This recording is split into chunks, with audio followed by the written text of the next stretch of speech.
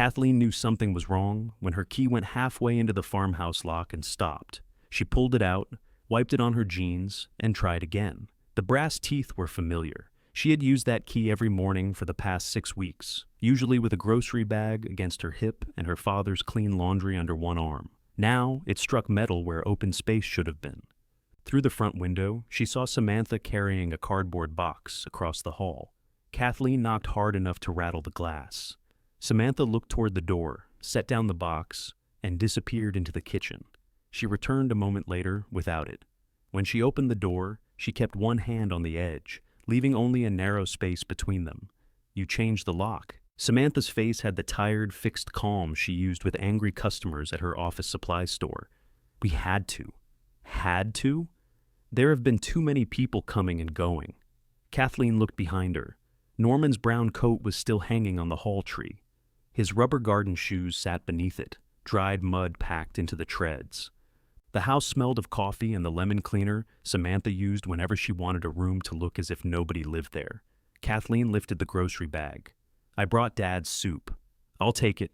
I'm going in. He's resting." Her father was resting because hospice medication made him sleep most of the day. Kathleen had left him less than 3 hours earlier, breathing through his mouth in the hospital bed beside the downstairs window. He had asked her to bring tomato soup, not because he could eat much, but because he liked the smell. Kathleen pushed the door gently. Samantha held it. Samantha. Jacob and I agreed. We need to control access. The word control settled between them. Kathleen had spent the morning changing Norman's sheets, measuring his medicine, and rubbing lotion into the dry skin around his wrists. Samantha had spent it calling an estate agent. "Where's Jacob?" "On his way." "Did my father ask you to change his locks?" Samantha's eyes moved toward the sitting room. "He's not in a position to manage the house. That isn't what I asked. I'm not doing this on the porch. You're already doing it on the porch." A car passed on the road, slowing slightly as it went by. Kathleen recognized the driver from the feed store. She stepped closer so the conversation wouldn't carry. Behind Samantha, one of Norman's canvas greenhouse aprons lay folded on top of another box. Under it was Kathleen's blue cardigan. She pointed. "That's mine. We gathered your things." "My things from where?" "The guest room and bathroom. You said you'd been staying here?" "I have been staying here." Samantha opened the door just wide enough to place the grocery bag inside. Then she brought out the box. Kathleen took it because the alternative was letting it fall. Her slippers were on top. Beneath them were 2 blouses, her toothbrush, a paperback with a bent cover, and the framed photograph she kept beside the guest bed. It showed Norman and Kathleen standing in the old greenhouse years ago, both holding flats of pepper plants. "You packed my father's medical notebook?" Kathleen asked. "Jacob has it. I wrote the schedule in that notebook. We can read." Kathleen looked at her for a long moment. Samantha's grip tightened on the door. She wasn't enjoying this, but she had decided that discomfort was the same thing as necessity. That made her harder to move. "Let me see Dad." "No." The answer came too quickly. From inside the house, Norman coughed. Kathleen heard the bed rail shake, then the low mechanical hum of the oxygen machine. She set the box on the porch and put her palm against the door. "Move." Samantha's cheeks colored. "Don't make this ugly." It became ugly while I was buying soup. A pickup turned into the drive. Jacob parked crookedly beside Kathleen's car and got out without switching off the engine. At 43, he still approached family trouble as if arriving late might make it smaller. His shirt was untucked at one side, and he had his phone in his hand. "Mom," he said, "can we talk? You changed the locks while your grandfather is dying." Jacob looked at Samantha, then toward the open door. "We changed them." "No, she changed them." "You decided not to stop her." Samantha stepped onto the porch. "The farmhouse needs to be protected." "From me?" "From confusion." Kathleen almost laughed, but Norman coughed again. "I want 5 minutes with Dad." Jacob rubbed the back of his neck. "He's had his afternoon medication." "I know. I gave the nurse the dosage this morning. He needs quiet." Kathleen picked up the box. Her arthritic fingers had begun to ache around the cutout handles. "When he wakes, tell him I came. I will. Tell him why I left." Jacob's eyes dropped to the porch boards. There it was. He would tell Norman she had gone home to rest. He would make the day easier to explain. then call that kindness. Kathleen carried the box to her car. Samantha shut the new lock behind her, and the click followed Kathleen down the steps. She didn't drive away immediately. She sat behind the wheel with the box on the passenger seat and watched Jacob's pickup idle. Through the sitting room window, she could see the corner of Norman's hospital bed. She could not see his face. Jacob came to her window after a minute. "Mom, this isn't permanent." Kathleen lowered the glass. "Then give me a key. We're having 4 made. You installed the lock without making enough keys?" Samantha picked it up this morning. "Everything's been happening fast." "No, dying has been happening slowly. You two are the ones moving fast." He flinched, and she regretted the sentence only because it was true. Jacob crouched beside the door. "The store's in trouble." Kathleen waited. He glanced back at the house. "Samantha's business. It's worse than we thought." "What does that have to do with Dad's front door?" "Nothing directly. That meant everything indirectly." Kathleen knew the office supply store had lost several commercial customers. She knew Jacob had guaranteed one of its loans. What she hadn't known was that they had begun treating Norman's farmhouse like money already promised to them. "Is Samantha counting on this house?" she asked. "It'll come to me eventually. Grandpa told me that years ago." "Eventually isn't today." "I know." "Does he?" Jacob stood. "I'm not fighting with you. You'd have to choose a side first." She raised the window before he could answer. Kathleen drove to the small duplex she rented near the edge of Mountain View. She had kept it after moving into Norman's guest room because hospice could last days or months, and she didn't want her father to feel that she had dismantled her life in front of him. Now, the place greeted her with stale air and an unplugged refrigerator. She set the box on the kitchen table. Samantha had packed carefully. That made it worse in a quiet way. Even the framed photograph had been wrapped in one of Kathleen's towels. At the bottom lay an old green-painted key. It was heavy, nearly 3 inches long, with a round bow and chipped paint along one edge. Kathleen turned it over. A strip of masking tape had been folded around the ring. Her name was written on it in Norman's block letters. She knew the key. It had hung for years on a nail beside Norman's greenhouse calendar, though she couldn't remember ever seeing him use it. The Morris greenhouse had no lock left. Its front doors were secured with a chain and a hardware store padlock. Samantha must have swept it into the box without looking. Kathleen placed it beside the photograph, then called the hospice nurse. The nurse confirmed that Kathleen still appeared on Norman's care list. She could visit. Nobody at the agency had requested a change. "Is he awake?" Kathleen asked. "Not right now. He had some agitation after you left." Kathleen closed her eyes. "Did anyone tell him why I wasn't there?" "I don't know." She thanked the nurse, put the phone down, and returned to the farmhouse just before dark. Jacob's pickup was gone. Samantha opened the door before Kathleen knocked. She looked annoyed, but the hospice nurse was visible behind her, adjusting the oxygen line. "I'm here for my scheduled visit," Kathleen said. The nurse glanced between them. "Mr. Morris asked for her." Samantha moved aside. That was Kathleen's tiny victory, and she didn't waste it by looking pleased. Norman's eyes opened when she sat beside him. His hand moved across the blanket until she took it. The strength had gone from his grip, but his fingers still pressed once against hers. "Door," he whispered. "Yes." Couldn't get up. "I know, Dad." His gaze moved toward the hall. He understood enough. That hurt more than if he hadn't. Kathleen leaned close. "I found the green key." His eyes sharpened for a second. "Greenhouse," he said. "The old place on Persimmon Gap Road." He breathed in through his nose. "Keep it working." "What does the key open?" Norman's lips moved, but no sound came. His eyes closed again before Kathleen could ask twice. She stayed until the nurse said his breathing had settled.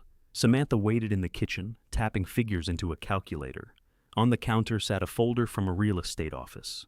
When Kathleen left, she took Norman's brown coat from the hall tree. It belonged beside him, but she no longer trusted what might disappear. He died 4 days later. Jacob called at 5 in the morning. His voice was small and rough. "Grandpa's gone." Kathleen sat on the edge of her bed with Norman's coat across her knees. "Were you there?" "Yes." "Was he comfortable?" "I think so."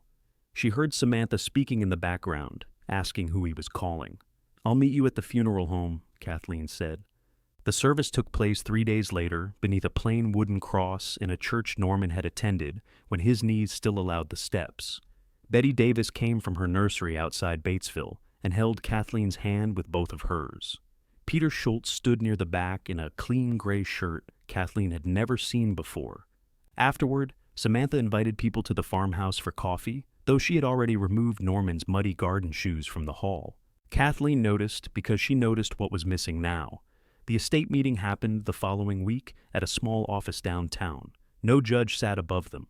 There was only a long table, a tired ceiling fan, and a lawyer reading Norman's instructions in ordinary language.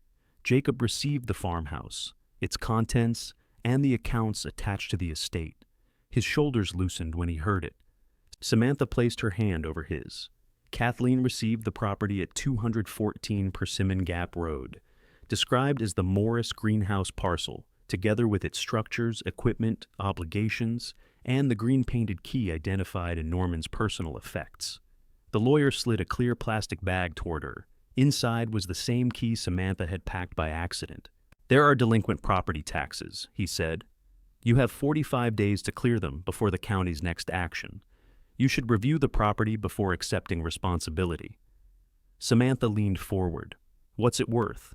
"The rough figure in the estate file is $9,000, considering its condition." "And the taxes?"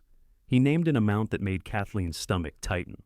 It was most of what remained in her savings after Norman's care expenses. Samantha turned to her. "You can disclaim it. You don't have to take on a ruin because Grandpa felt sentimental." Kathleen looked at Jacob. He was studying the farmhouse papers as if the greenhouse had nothing to do with him. "Did Dad leave any note?" she asked. "Nothing beyond the property instruction," the lawyer said. Samantha pushed the plastic bag closer. "Kathleen, be realistic." Kathleen took out the green key. Fresh dark graphite marked the grooves near its tip. Norman had kept some lock working, recently enough that the powder still stained her thumb. She closed her hand around it. "I'll inspect the property first," she said. The next morning, Kathleen loaded Norman's coat, her boxed belongings, a folding cot, and 2 thermoses into her car.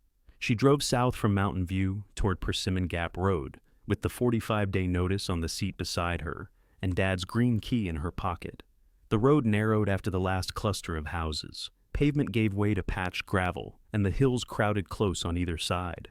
Kathleen passed a mailbox leaning toward a ditch, 2 cattle gates, and a hand-painted sign offering firewood. Then she saw the greenhouse roof through the trees. Most of the glass was gone. The long structure sat below the road on a shelf of red earth. Clouded plastic covered part of one side, held down by boards and old tires. Vines had pulled themselves over the northern wall and through the bent roof frame. The shade house behind it had collapsed into a low tangle of lumber, netting, and blackberry canes. Kathleen stopped beside a rusted metal sign that still read Morris Greenhouse beneath a layer of green algae.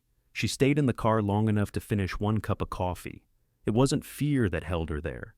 She was taking inventory. The front doors faced the road. The attached office stood to the right, with 2 small windows and a roof that appeared sound. Farther downhill, almost hidden by cedar trees, was the caretaker cottage. One corner of its porch had dropped. The chimney cap was missing. Between the cottage and greenhouse lay a yard full of broken pots, rotten pallets, and waist-high grass. $9,000 had sounded insulting in the lawyer's office. Standing there, it sounded hopeful.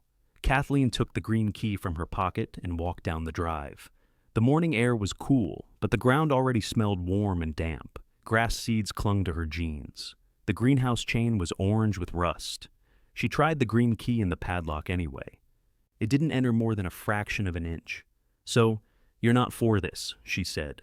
Her own voice sounded too loud in the empty yard. She walked around the building. The western side had taken the worst damage.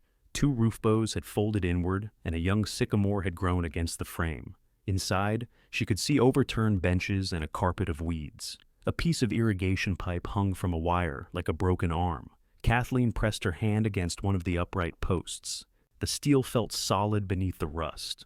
Norman had bought heavier framing than most growers used.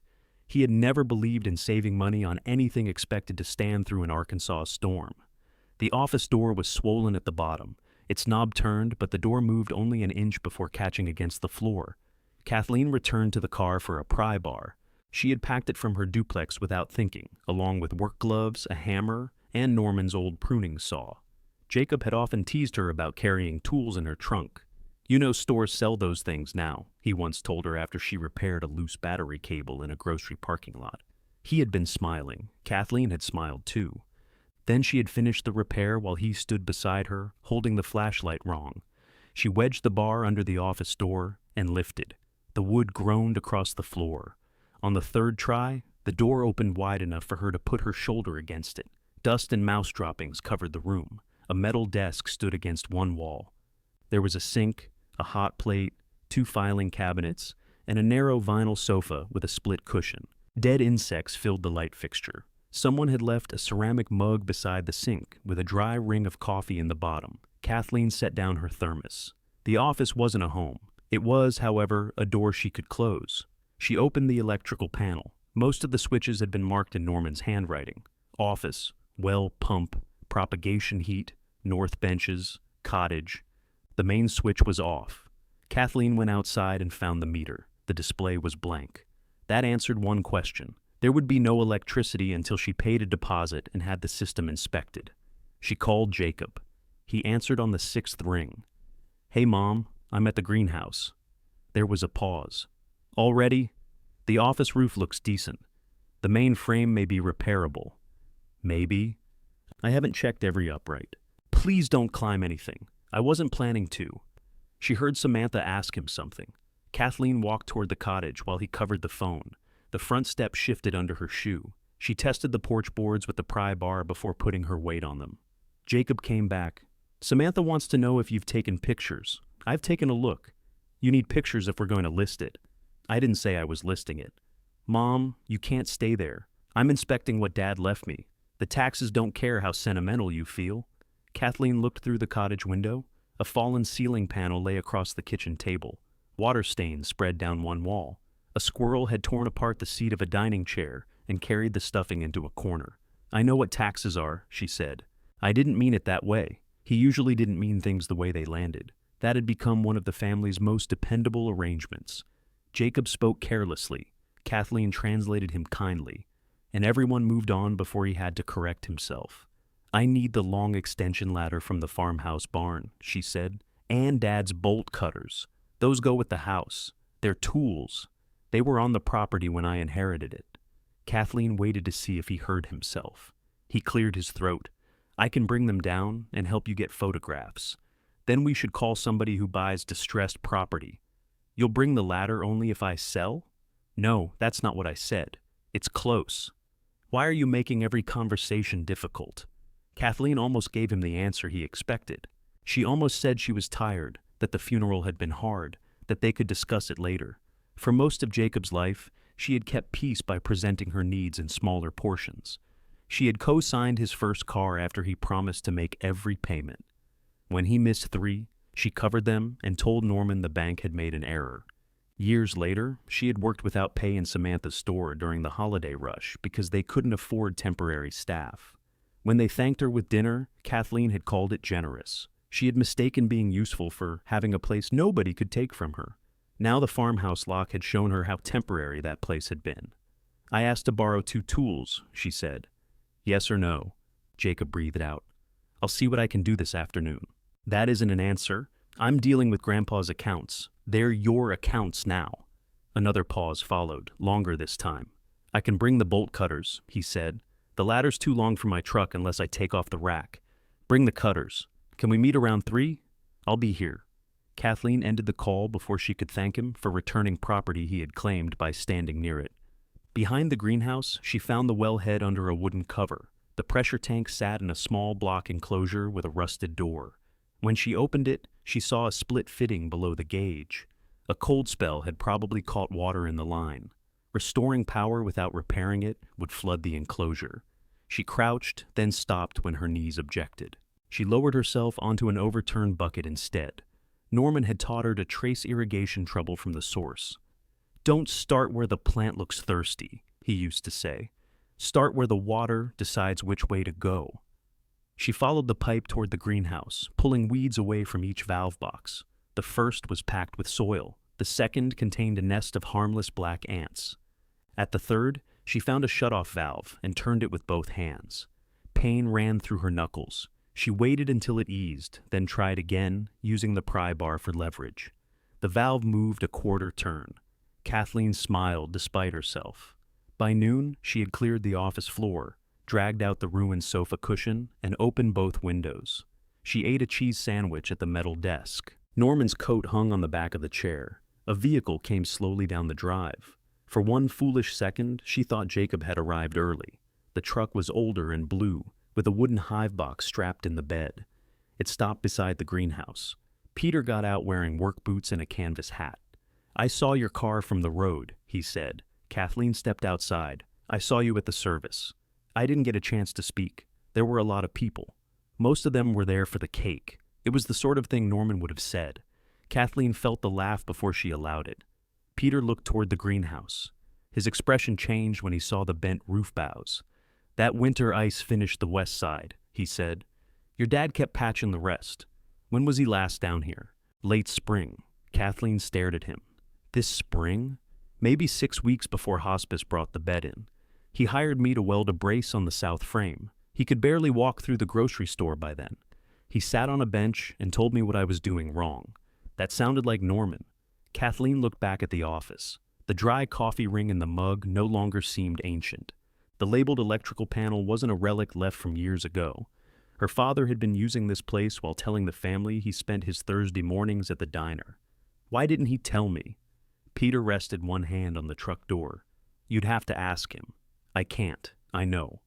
The answer carried no softening, and she appreciated that. Peter pointed past the northern side of the property. "My bee yard is beyond that ridge.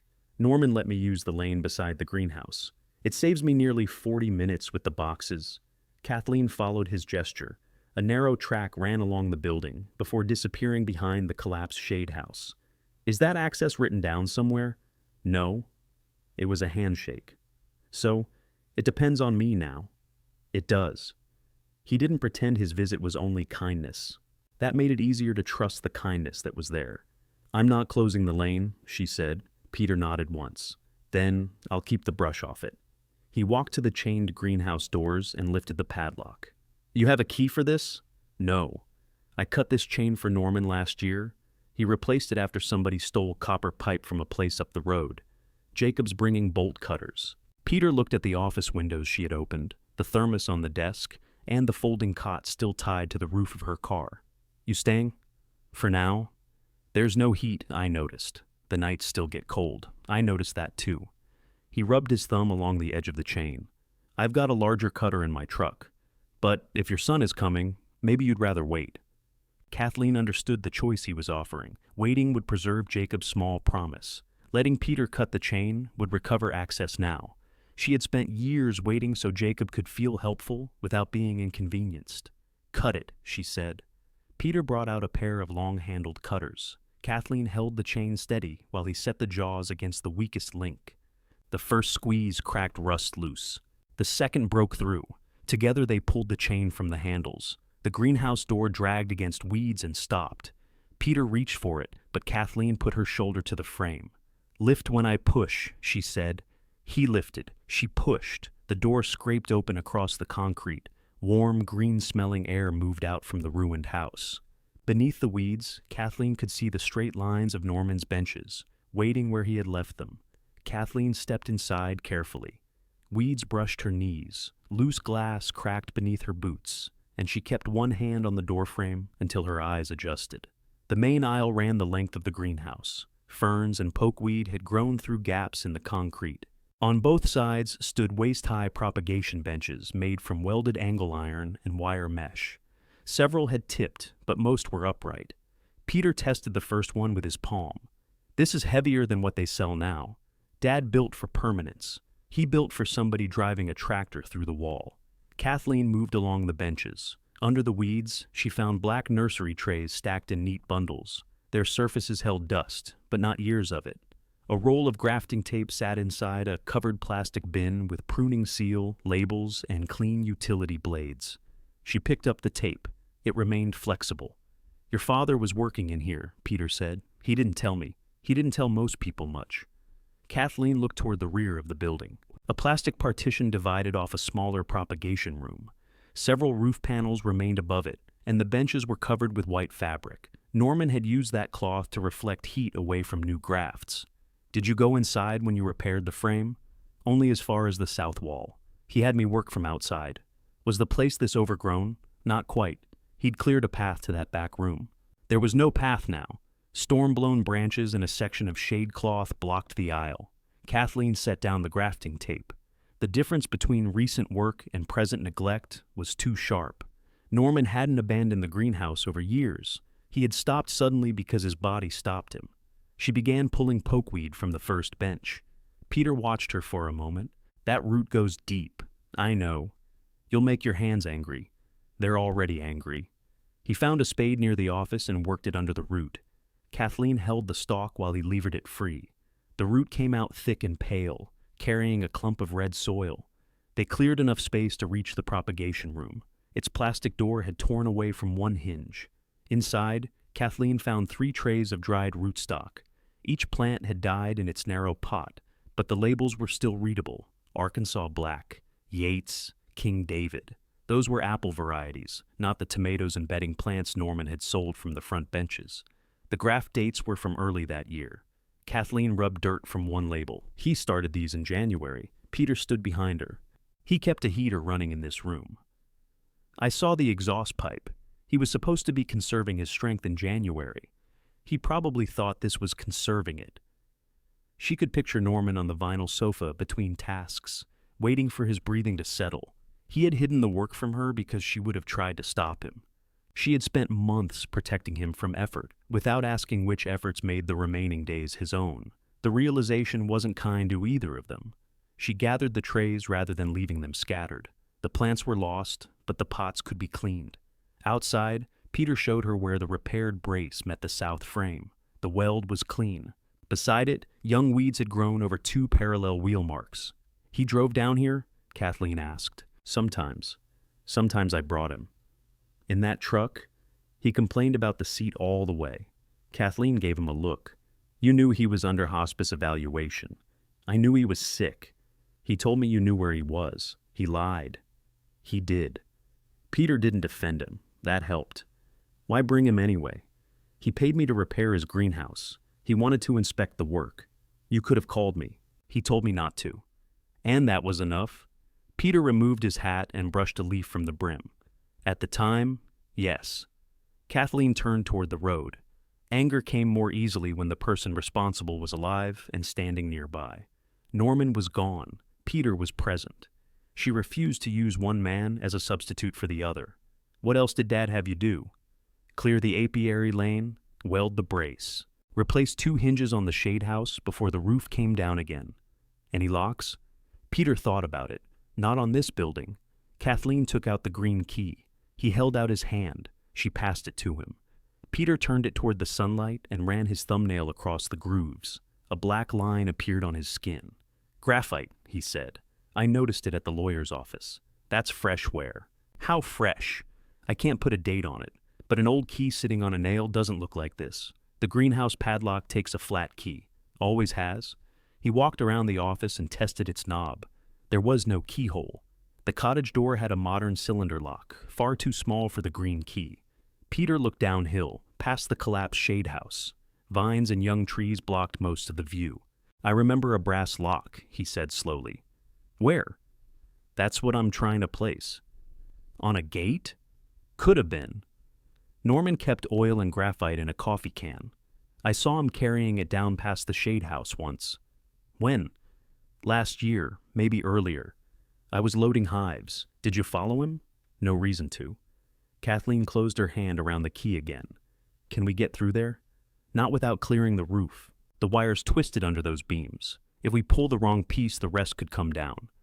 She studied the collapsed structure. Shade cloth concealed half the debris. Blackberry vines had grown through the joints. The practical route was to stabilize the greenhouse first, then dismantle the shade house from the side that remained attached. The key had not become an answer. It had become work. At 3:20, Jacob's pickup came down the drive. He parked near the sign and carried the bolt cutters in one hand. His expression tightened when he saw Peter's truck. You got it open? Yes, Kathleen said. Jacob held up the cutters. You told me 3. You said around 3. I had to leave the bank. Peter stepped out of the office with 2 bottles of water. Hello, Jacob? Peter. They shook hands without warmth. Jacob had known Peter since childhood, mostly as the man who arrived with welding equipment and left with dirt on his boots. He wasn't sure why Peter's presence bothered him. It looked too much like his mother had found a way to proceed without him. Kathleen took one of the bottles. Thank you for bringing those. Jacob placed the cutters in his truck bed instead of handing them over. What exactly are you doing? Finding out what can be saved. He looked at the open greenhouse. It's worse inside, isn't it? Some of the frame is sound. The propagation room stayed partly covered. For what purpose? Growing plants. Mom? That's what greenhouses are for. Peter turned away, hiding a smile. Jacob lowered his voice. Can I speak to you alone? Kathleen walked with him toward the cottage. The porch leaned in the afternoon light, and a loose strip of roofing lifted whenever the wind passed. Jacob stopped beside the car. Samantha found a buyer who might take the property as is. I didn't ask her to. He buys old farm sites. He'd cover the taxes and give you a few thousand on top. What would he do with it? I don't know. Then what has Samantha offered him? Nothing firm, just the address. Kathleen felt the key inside her pocket. She needs to stop offering what isn't hers. She's trying to help. She packed my toothbrush while my father was alive. We are not doing that again. No, we're not. This is new. Jacob looked toward Peter, who was examining the well enclosure. You can't operate a nursery by yourself. I operated Dad's nursery every spring for nearly 15 years. That was a long time ago. I still know which end of a plant goes in the soil. I didn't mean you don't know anything. Kathleen waited. Once she would have rescued him from the sentence. Jacob put both hands on his hips. You're 69. Your hands hurt. That office doesn't have heat, and the cottage looks unsafe. All of that was true. His concern would have felt different if it hadn't arrived attached to a buyer. I'm having the electricity inspected tomorrow, she said. You've already called? Yes. And then what? I'll repair the broken well fitting. If the pump works, I'll reopen 2 benches. With what money? My savings. Jacob stared at her. That's supposed to cover your rent. My lease ends next month. You're giving up the duplex? I haven't decided. Then don't act like you have no choice. Kathleen looked at the cottage. Through the dirty window, the damaged kitchen waited in shadow. I had a choice at the farmhouse, she said. I just kept letting you and Samantha make it. Jacob's face closed. You're blaming me because Grandpa left me the house. I'm telling you, I helped train you to believe my needs would always move aside. That's not fair. No, it wasn't. He glanced at Peter again. If you sell, I'll handle the taxes and the cleanup. You won't have to touch your savings. And if I don't? I can't keep leaving work every time you need something, I asked once. You called today. 1 request, 1 call. Jacob rubbed his forehead. The estate has taken over our lives. No, you're trying to make it pay for them. His phone rang. Samantha's name appeared on the screen. He silenced it, then immediately looked guilty. Kathleen felt tired rather than victorious. Go back to work. What about the cutters? I don't need them now? Jacob carried them to the cab. Before leaving, he lowered the window. The buyer's offer won't stay open forever. There isn't an offer until I ask for one. He drove away without answering. Peter waited until the dust settled. You still want to repair the well fitting? Yes. I can drive you to the hardware store. The pipe size is odd. Kathleen looked at the late afternoon sky. They close at 5:30. Then we'd better go. They returned with a brass fitting, thread tape, 2 lengths of pipe, and a portable propane heater Peter insisted she borrow. Kathleen paid for the supplies herself. The total was small enough to manage and large enough to make the coming expenses real. At the well enclosure, Peter braced the lower pipe while Kathleen loosened the split fitting. Her fingers cramped halfway through. She stopped, pressed them flat against her thighs, and waited. I can finish, Peter said. I know. When the pain released, she wrapped the new threads and tightened the fitting herself. Peter held the pipe steady without comment. The utility inspector came the next morning, checked the office panel, tested the greenhouse circuits, and approved power to the office and well. He warned Kathleen not to use the damaged west side wiring. Then he left. When the service was restored, Kathleen stood beside the pressure tank and switched on the pump. The motor groaned, pipes knocked beneath the ground. For several seconds, nothing happened. Then the gauge began to rise. She hurried to the nearest greenhouse spigot and opened it. Brown water coughed onto the concrete, cleared slowly, and ran cold over her fingers. One working line meant she could clean trays. It meant she could water plants without carrying buckets from town. It meant 2 benches were possible. The pressure gauge stopped below normal. Kathleen checked the new fitting. It remained dry. Somewhere beyond the greenhouse, water hissed where she couldn't see it. The buried system had another leak, likely behind the collapsed shade house. She shut off the pump. Peter looked toward the wall of vines. That lane has more under it than brush. Kathleen took out the green key and looked at its darkened grooves. "I'm not selling," she said. "I'm going to make enough from this place to clear the taxes." Peter nodded toward the buried pipe, the fallen roof, and whatever Norman had maintained beyond it. "Then we've got 43 days. Kathleen wrote the deadline on masking tape and pressed it above the office sink. Then she turned the water off, carried the tools behind the greenhouse, and followed the sound of the leak. The hiss came from beneath the collapsed shade house. Peter moved loose boards one at a time while Kathleen watched how the weight shifted. The old netting had wrapped around nails, pipe, and blackberry vines. Pulling any one piece tugged at 3 others. "We need to cut from the outside," Peter said. "We need to reach the pipe today. If that beam rolls, it'll break more than pipe."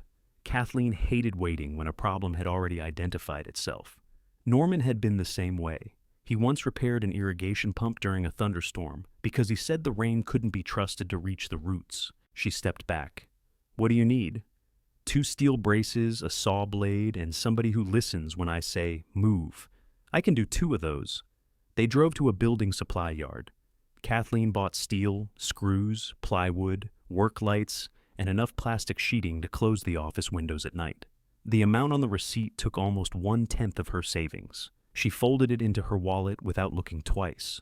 Peter cut and fitted the braces beside the west wall. He had retired from regular welding work, but his hands still knew where to rest and where not to. Kathleen held the pieces in position until the ache in her fingers became a pulse. When he lowered his mask, he found her flexing one hand. "Go clean a bench," he said. "I'm holding this. It's tacked. You said you needed somebody who listened. I said move." Kathleen moved. She cleared the first 2 benches nearest the office. Weeds came up more easily after she soaked the soil around their roots with water carried from town. She separated usable trays from cracked ones and washed the good trays in diluted bleach. By sunset, she had a clean surface large enough for several hundred pots. The office heater clicked and smelled faintly of hot dust. Peter checked the propane connection twice before leaving. "If it goes out, don't relight it until you air the room.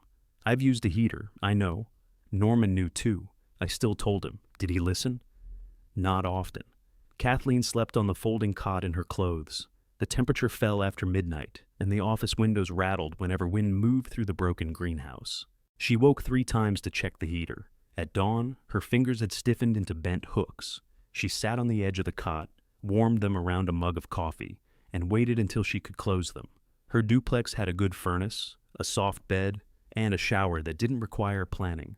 It also cost money every day she kept it. She had 1 month left on the lease and no sensible reason to give it up yet. Still, she took Norman's coat from the chair and hung it on a hook beside the office door. That small act frightened her more than the cold night had. Peter returned with a rake, a coil of rope, and 2 jars of honey. "The honey is not structural," he said. "The rest might be." Kathleen handed him coffee. They spent the morning stabilizing the shade house. Peter attached the rope to a roof beam and pulled from the apiary lane with his truck, while Kathleen guided the loose netting away from the irrigation pipes. The beam shifted 6 inches and settled against the new brace. The ground beneath it was wet. Kathleen dug with a hand trowel until she uncovered a cracked coupling. Water had been escaping there for some time. The soil around the pipe smelled sour, and one section had sunk. "This explains the low pressure," she said. "It explains part of it. Don't be cheerful. I'm never cheerful before lunch." They replaced the coupling and tested the pump again. The gauge rose higher this time. Water reached the first greenhouse spigot with enough pressure to send a clear stream across the aisle. Kathleen walked the line, opening each valve in order. The second spigot sputtered, then ran. The third stayed dry. That branch disappeared under the fallen shade house toward the rear of the property. She shut it off at the nearest valve. 2 working lines were enough for 2 benches. She would not spend the day chasing every failure at once. Her next deliberate move was a telephone call. Betty answered from the packing room of her nursery. Kathleen could hear carts rolling and a ventilation fan in the background. "I need stock I can finish quickly," Kathleen said. "Herbs, tomatoes, peppers, anything healthy enough to sell within a few weeks." "How much space?" "2 benches to start." There was a short silence. "You opened the greenhouse?" "Part of it." "Does the well work?" "Part of it." Betty laughed once. "You sound like your father." "I'm trying not to. That usually makes it worse." Kathleen sat at the desk with a pencil. "I can pay wholesale, but I need small quantities. I've got late herb plugs and extra vegetable starts. They were headed for compost, because my spring contracts are filled. I'm not asking for charity. I'm offering inventory I'd rather see sold than dumped." Kathleen named a price. Betty raised it. They settled in the middle, with half due on delivery and half after the first selling weekend. That gave Kathleen stock she could use. It also gave her another bill. "You'll need shade over the new plugs," Betty said. "The east section still has cover. Check the temperature at bench height, not by the door." I know you know." Kathleen wrote down the delivery time. Before ending the call, she asked, "Did Dad buy apple rootstock from you this year?" The fan continued humming in Betty's packing room. "Why do you ask?" "I found dead trays with graft labels." "What varieties?" Kathleen told her. Betty was quiet again. "Did you find anything alive?" "Not in the propagation room." "What about downhill?" "I haven't reached downhill." "Then reach it carefully." "What's there?" "I haven't seen the place in years, Kathleen. I'm not going to tell you something survived when I don't know that it did. Tell me what he was trying to grow. Ask me after you clear a way through." Betty ended the call with a promise to arrive the following afternoon. Useful information had a shape even when it wasn't complete. Norman's grafting work was not casual. Betty knew enough to choose her words, and she didn't want hope mistaken for evidence.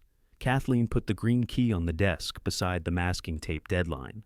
By the time Betty's delivery arrived, Peter had repaired one greenhouse door and replaced broken wire mesh on the first bench. Kathleen had stretched fresh shade cloth over the east section. The work wasn't pretty, but the bench temperature held steady. Betty drove a white nursery truck down the lane. She inspected the repaired frame before opening the back. "You paid Peter?" "I tried," Kathleen said. "Peter was tightening a hinge nearby. She paid for the steel." "That wasn't the question," Betty said. "I used the lane. We made an arrangement." Kathleen had agreed that Peter could continue crossing the property to reach his hives. In return, he would keep the lane clear and help make the greenhouse safe enough for customers. Any additional repair work would be discussed before he did it. Norman's handshake had become Kathleen's boundary. Betty accepted that and began unloading trays. Basil, thyme, sage, tomatoes, and peppers filled the cleaned benches with green. Kathleen checked each flat for dry cells and damaged stems. Betty watched her pinch a weak flower from a pepper plant. "You haven't forgotten," she said. "My hands have. Hands complain." They also learned new hours. Betty walked through the propagation room and read the dead labels. She touched the grafting tape, then looked toward the back wall. He was still working later than I thought. "You knew about it?" "I knew he asked unusual questions. Disease resistance. Older stock. Whether certain varieties were still commercially useful. Were they? Depends on what survived." Kathleen took the green key from the office. "Peter remembers a brass lock beyond the shade house." Betty examined the key without touching it. "Norman painted everything green if he didn't want to lose it." "That doesn't answer me." "No, it doesn't." Betty looked downhill, but the collapse still blocked the view. "Clear the access, then call me." She left after checking the irrigation flow over both benches. Kathleen paid the first half of the invoice. 3 days later, a hand-lettered sign stood near the road. "Seedlings. Saturday. Cash only." Kathleen had no money for advertising. Peter carried 2 flats to the feed store and asked permission to leave the sign there. Betty mentioned the sale to her regular customers. By 8 on Saturday morning, 6 vehicles had pulled into the yard. Kathleen sold basil to a restaurant owner, peppers to a man who argued mildly about heat levels, and tomato plants to a woman who remembered buying geraniums from Norman. Nobody spoke of inheritance. They asked about soil, sun, and watering. Those were questions Kathleen could answer. By noon, one bench was half empty. The cash box held enough to pay Betty's remaining invoice and put a small amount toward the taxes. Kathleen's feet hurt. Her hands were swollen. She had eaten nothing but half a banana since dawn. She sat in the office and counted the money twice. The greenhouse had earned something. Not enough, not yet, but something real. After the last customer left, Peter came around the northern wall carrying bolt cutters and a pruning saw. "The ground's dry enough," he said. "We can reach the rest of that pipe." They worked from the greenhouse side, cutting netting and removing the shade house roof in sections. Each cleared piece opened another few feet downhill. The third water line ran beside a buried fence. At first, Kathleen saw only one steel post. Then Peter pulled vines from a horizontal rail, exposing chain-link mesh. The fence crossed the slope behind the ruined shade house and vanished into brush on both sides. They followed it until a dense wall of honeysuckle stopped them. Peter cut one vine near the ground. Kathleen pulled. Leaves shook, branches snapped, and a rectangular outline appeared beneath them. A gate. It was wider than the greenhouse doors, built from galvanized steel. At its center hung a brass padlock protected by a small metal cover.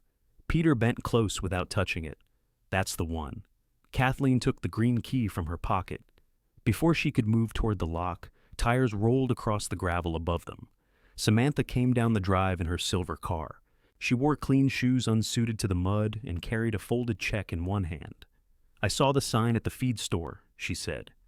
Kathleen remained beside the gate. "Did you need plants?" "I need 5 minutes." Samantha looked over the cleared benches, the repaired door, and the customer's tire marks. Her attention settled on the newly exposed fence. "The buyer will give you $12,000, she said. "He'll pay the back taxes separately. I didn't authorize an offer.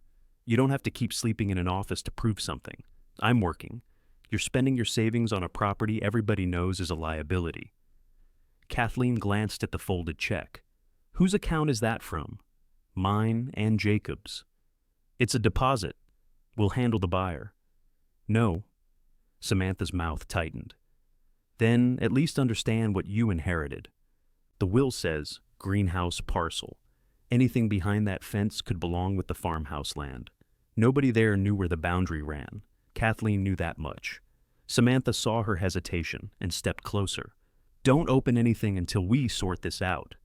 Kathleen folded her hand around the green key. "You don't give instructions on my property," she said. Samantha looked at the brass lock, then back toward the greenhouse that had begun earning money. For the first time, she no longer looked at the place as something worthless Kathleen had foolishly accepted. Kathleen slipped the key back into her pocket. "Take your check home," she said. Samantha looked at Peter. "Could we have a family conversation without an audience? He's working." "For you?" "With me."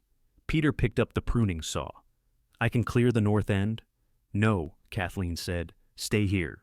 Samantha folded the check twice more, making it smaller. "Jacob's going to be upset. Jacob can call me. He's trying to settle his grandfather's affairs. He inherited settled affairs. I inherited the part that needs labor. You inherited what Norman described as the greenhouse." Kathleen pointed uphill. "The road is that direction." Samantha's gaze returned to the gate. She took out her phone and photographed it. "What are you doing?" "Keeping a record of the condition." "You're standing on land you say isn't mine." Samantha lowered the phone. "I said it may not be." "Then you don't have permission from either possible owner." For a moment, Samantha seemed ready to argue. Instead, she walked back to her car. Her clean shoes had gathered red mud around the soles. "You'll regret turning down $12,000, she said. "Maybe." Kathleen didn't add anything. Samantha had always found silence uncomfortable. She filled it by saying more than she intended. "The store can't wait forever," she said. "Neither can we." There it was. The offer wasn't about getting Kathleen out of an unsafe office. Samantha needed the buyer's money moving toward the business. Kathleen rested one hand on the gate. "My answer is still no." Samantha left with the check. Peter watched the silver car disappear above the hill. "She'll tell Jacob you threatened her." "I didn't. That won't slow the telling." Kathleen pulled a heavy vine from the lower hinge. "We're not opening this." Peter looked surprised. "You changed your mind?" "No. I'm finding out where it stands first. That could take a survey. Then I need a survey." She hated the delay. The brass lock was close enough to touch, and the green key weighed against her leg. Yet opening the gate while the boundary was disputed would give Samantha a new argument. Kathleen had spent too much of her life acting first and explaining herself softly afterward. This time, she wanted the ground under her feet identified before anyone told her to move. They cleared enough vine to inspect the gate without crossing it. The brass lock had a broad keyway, wide enough for the green key. Dark residue marked the lower edge of its protective cover. Peter wiped it with a white shop cloth. The stain came away gray-black. "Graphite and oil," he said. "Recent?" The cover kept rain off it. Could be months, could be longer. Kathleen crouched beside the hinge. The gate itself was old, but its moving points weren't frozen. Someone had kept it usable. The irrigation pipe passed beneath the fence several feet to the left. On the other side, the ground remained damp. Whatever leak reduced the pressure lay beyond the locked gate. Kathleen stood slowly. "Can we isolate that branch?" "We already did." "Can we reroute it to the open benches?" "Yes, but we'll lose pressure if you add much more stock." "How much more?" "Another bench, maybe two." "Not the whole house." The greenhouse could earn money with 2 benches. It couldn't reach the tax amount on herbs and late vegetables alone. She needed more space, more water, or more time. The deadline offered none of those. Kathleen called the lawyer from the office. She put the phone on speaker so she could write. "The bequest says greenhouse parcel," she said. "Does that mean the building, the fenced area, or whatever the county calls by that name?" "The will refers to a recorded parcel description," he said. Papers moved near the telephone. "It isn't a gift of one structure. It's the land described in the county record with the structures on it. Can you tell me whether the fence behind the shade house is inside that parcel?" "Not from the wording alone." "Read me the wording." "What did he consolidate?" Kathleen asked. "The record doesn't explain purpose. It combines earlier sections into one parcel." "Does the farmhouse connect to it?" "No. The farmhouse is separately described." That closed one question. Samantha couldn't treat every piece of Norman's land as part of Jacob's house simply because she wanted it to be. It opened another. "How do I find those iron pins?" "A licensed surveyor would compare the recorded description with the markers on the ground." "How quickly?" "You'll need to ask one." Kathleen wrote the recording reference on the back of Betty's invoice. The lawyer added, "Until you know the boundary, avoid removing fences or altering anything beyond them. I'm not removing the gate. And remember, accepting the property means accepting its obligations. The tax deadline hasn't changed. I remember." After the call, Peter leaned over the description she had written. Norman put the sections together 28 years ago. Then he knew exactly what he was doing. He usually did. He just didn't explain it. Peter glanced toward the green key. Maybe he thought the key explained enough. It doesn't. Kathleen called 3 survey offices. The first had no opening for 2 months. The second worked mainly on new construction. The third could send someone in just over 2 weeks, if Kathleen paid part of the fee when booking. She looked at the cash box. The first selling day had covered Betty's balance and a small tax payment. The survey deposit would take nearly everything left in the box. Kathleen booked it. Peter listened from the doorway. "That leaves you short on stock." "It leaves me with a boundary appointment." "You can't sell a boundary. I can't afford to grow on land I may not own." The choice felt sensible. It also left both clean benches half empty. That afternoon, Jacob called. "Samantha says you threw her off the property." "I told her to take her check home." "She was trying to protect you from a bad decision." "She was trying to turn my property into money for the store." Jacob was quiet. Kathleen sat in the office chair. Her hands were wrapped around a mug of warm water because coffee had begun making them shake. "Did you know she offered a buyer the address?" she asked. "She told me she had an interested person. That's different from asking my permission. We thought you were going to inspect and then sell. You thought I would do what made things easiest." "Mom, this isn't only about us. That greenhouse could drain everything you have. I'm aware. And now there's some fence dispute. There's a gate behind the shade house. Samantha says anything beyond, it could be yours." "It might be." "Based on what?" "Grandpa left me the farmhouse land. He left you a separately recorded property." "How do you know?" I asked. Jacob's frustration gave way to caution. "What's behind the gate?" "I don't know." "Did you open it?" "No." "Then don't. Not until we figure this out." Kathleen looked through the office window at the green rows on the benches. "I've hired a surveyor." "With whose money?" "Mine." You should have talked to me. Why? Because this involves the estate. It involves the property Dad left me. It could involve mine. Then the survey will answer both of us. He exhaled. Samantha thinks you're doing this because of the locks. The locks help me notice some things. What does that mean? It means I'm not asking you to approve the survey. Jacob didn't speak for several seconds. When is it? He asked. Kathleen gave him the date. I'll be there. You may attend if the surveyor agrees. I have a right to be there. That's one of the things we're paying to identify. She ended the call with her heart beating faster than the conversation deserved. Peter had heard enough from outside to understand. He used to sound like you, he said. When? When he was younger, before every sentence became a negotiation. Kathleen set down the mug. I taught him that negotiations end when I give in. Peter didn't answer.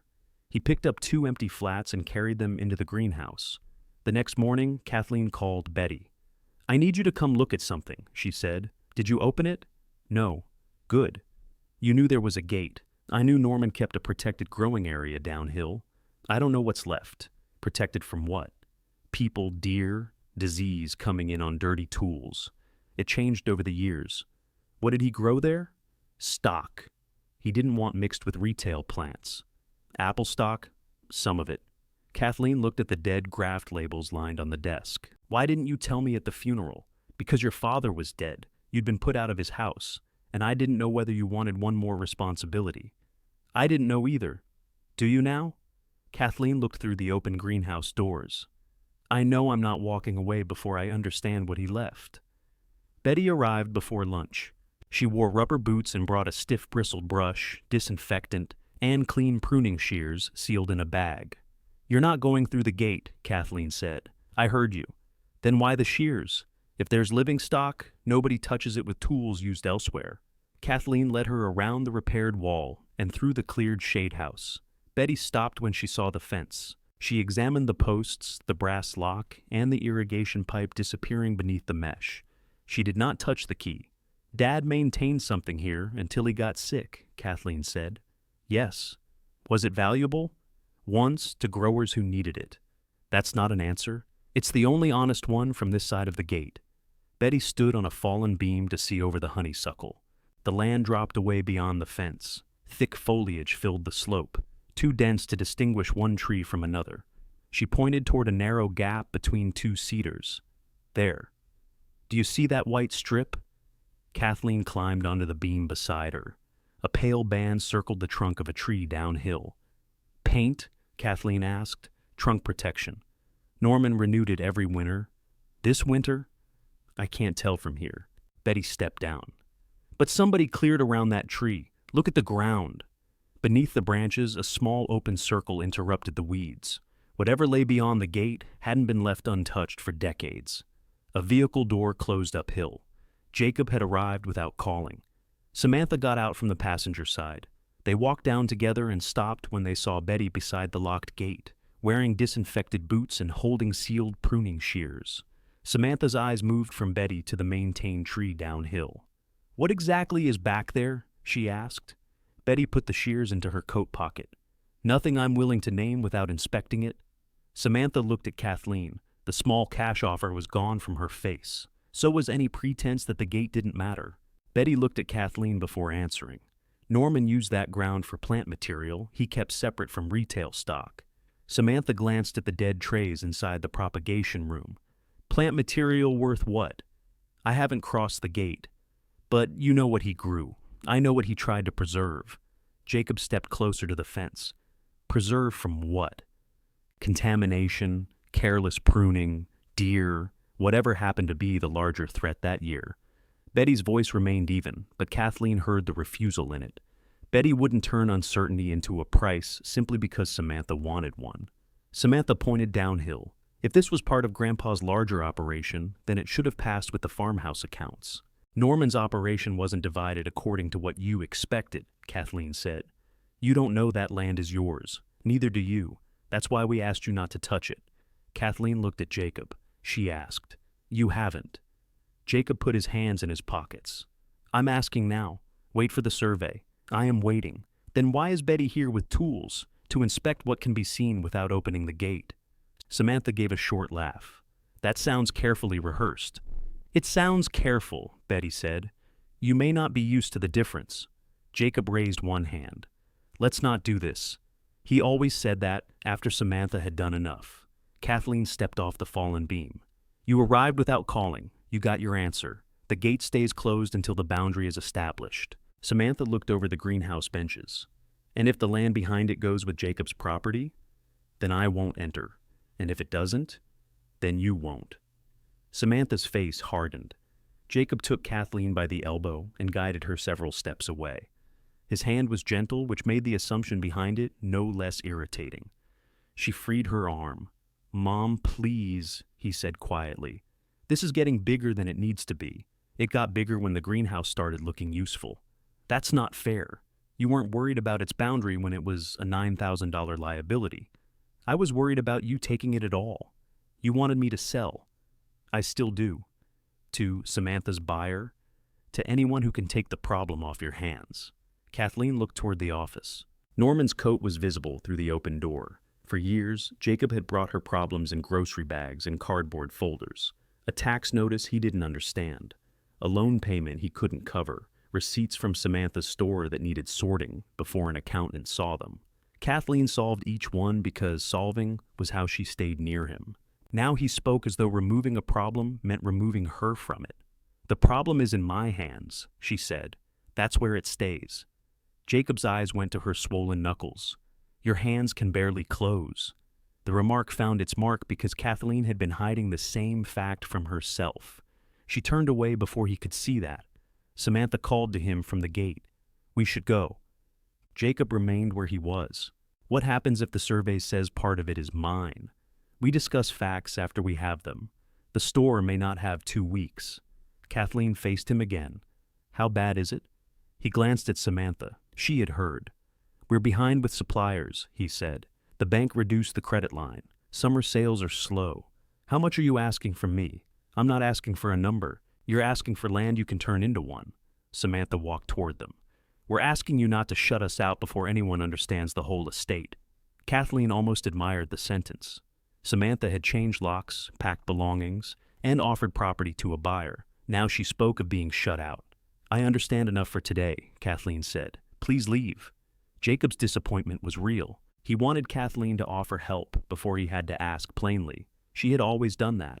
Her refusal felt to him like a change in the rules, though he had accepted every earlier change when it favored him. He walked uphill with Samantha. At the car, he turned. Call me if you need anything. Kathleen didn't answer. After they left, Betty stood beside the first open bench and checked the underside of a basil leaf.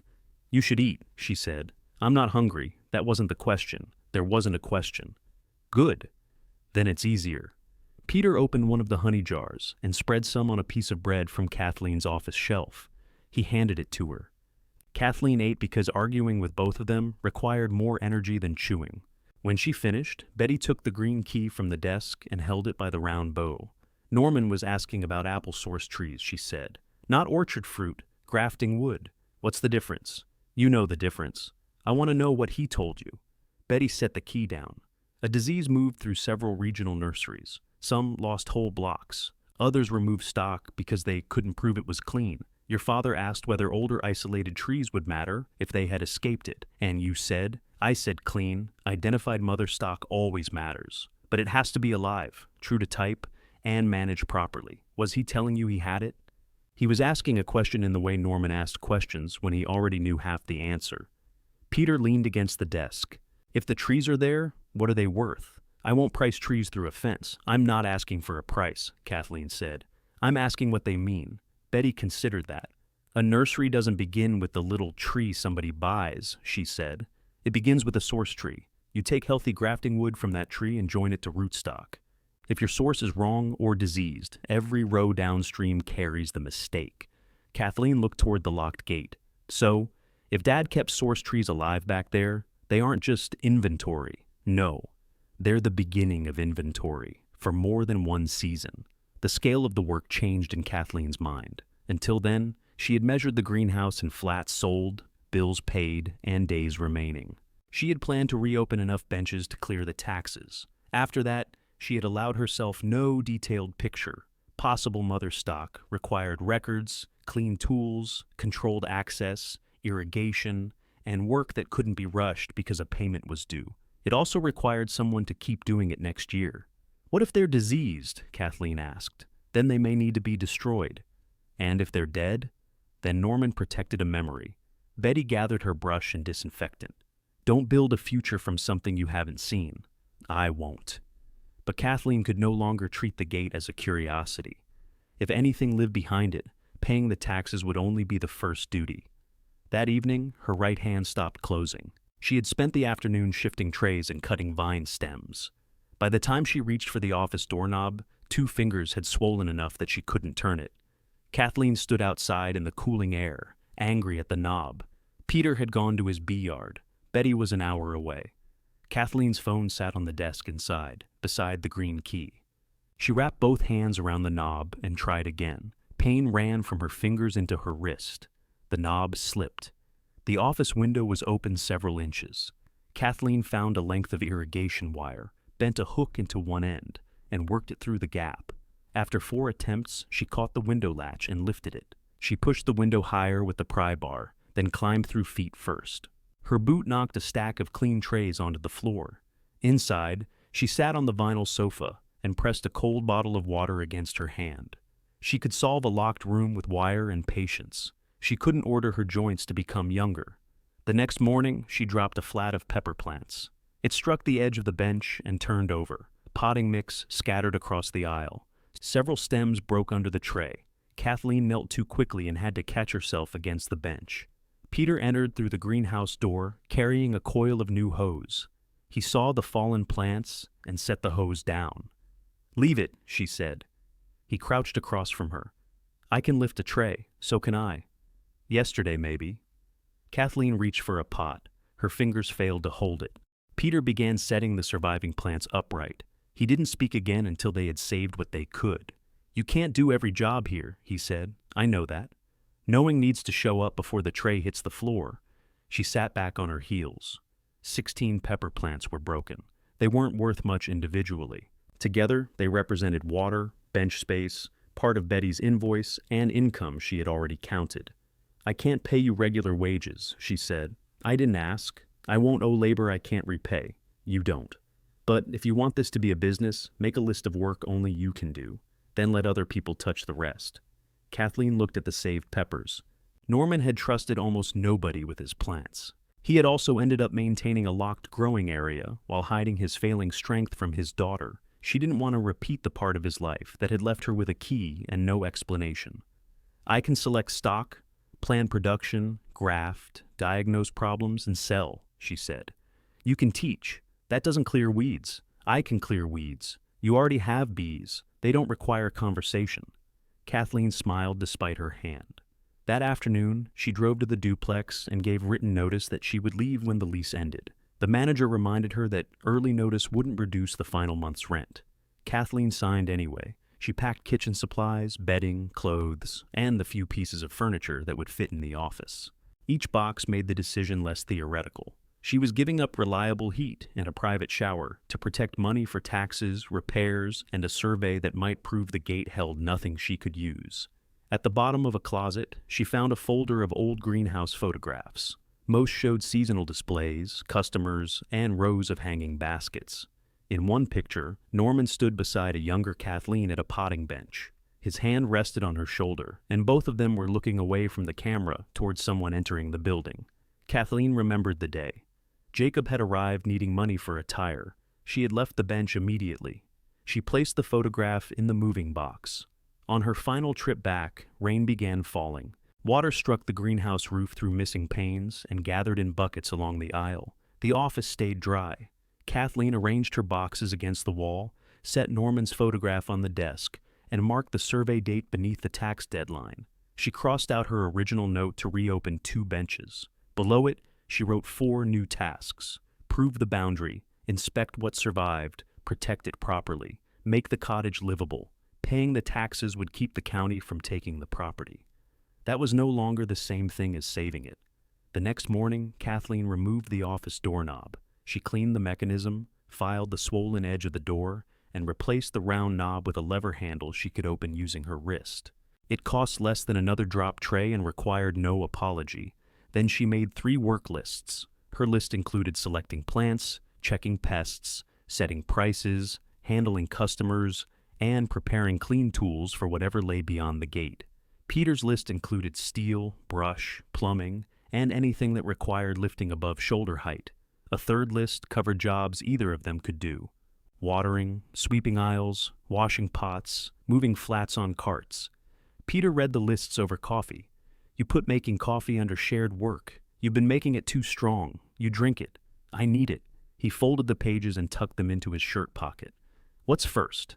4 working benches. The buried line won't support 4. We're not using it.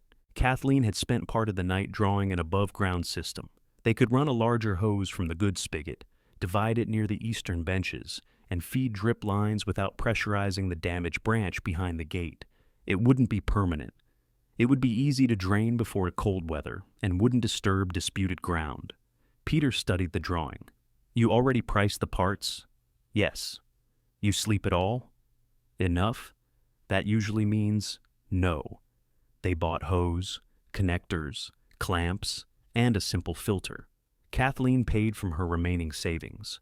Peter installed the main run along the greenhouse wall while she laid drip lines across the benches. At the third bench, a connector sprayed water into Peter's shirt. He shut the valve and looked at Kathleen. Your design has a cooling feature. My design assumes you tighten the clamp. It was tight. She handed him a larger clamp. By noon, all 4 benches had water. The pressure held. Kathleen walked the lines with a measuring cup, comparing flow at the nearest and farthest ends. The difference was small enough to manage. The strategy worked. Peter opened the valve once more. Narrow streams darkened the potting mix in every tray without sending water beyond the fence. You just went around the leak, he said. I went around an argument. Those are harder to plumb. Kathleen called Betty from the greenhouse aisle. I have space for more stock, she said. How much can you pay? Enough for 2 mixed benches if you give me 1 week on half. What are you selling fastest? Herbs, then peppers. People ask for native flowering plants, but I don't have enough. Betty offered late starts from her overflow area. Kathleen negotiated the price, delivery, and payment date. She didn't mention Jacob, Samantha, or the farmhouse. None of them had a role in the transaction. Before the call ended, Betty said, You'll need help on selling day. I've made a list. Put my name on it. You have your own nursery. I can spare one morning. Kathleen wrote Betty under shared work. The next several days settled into a rhythm that belonged to the property instead of the family dispute. Peter arrived early, checked his hives, and worked until midday. Kathleen inspected each bench before the sun reached the eastern wall. In the afternoons, they cleared brush along the outside of the fence without crossing the gate. They found the old fence line extending east and west across the slope. Some sections stood straight, others had disappeared under fallen limbs.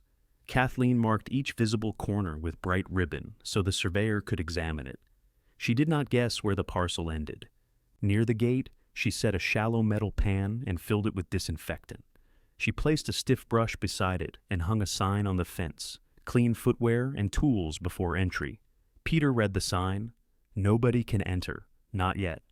You're cleaning shoes for a closed gate. I'm deciding the rules before opening it. She also cleaned Norman's grafting knives, replaced the cracked handles, and stored them in a sealed plastic box. The green key remained in the office drawer when she worked. She no longer carried it around, simply because she wanted an answer. On Thursday, Jacob called twice. Kathleen was mixing potting soil and let both calls go to voicemail. He left no message. That evening, he called again while she was eating soup at the desk. I've been trying to reach you, he said. I was working. Samantha said you're ordering more plants. How would she know? She drove past. The greenhouse is visible from the road. She thinks you're making financial commitments because you expect something behind that gate. I'm making commitments because customers bought what I grew. You didn't grow those plants. I finished and sold them. That's common nursery work. He made an impatient sound. You know what I mean. Kathleen set down her spoon. No, Jacob. I don't translate for you anymore. Say what you mean. He was silent long enough that she heard a television playing in the background. I mean, you're spending money you may need later. That's my decision. What if the survey goes against you? I still have the greenhouse. What if the greenhouse fails? Then I'll deal with that fact when it exists. Samantha's buyer is still interested. I'm not. He raised the offer. I didn't ask him to. How much would it take? Kathleen looked at the 4 watered benches. There isn't a number. That's not practical. It's clear. She ended the call before the soup went cold. The second sale began on a rainy Saturday. Peter stretched a tarp from the office roof to 2 greenhouse posts, creating a dry place for customers to stand. Betty arrived with a metal cash box, paper bags, and a roll of change. I thought you were helping for one morning, Kathleen said.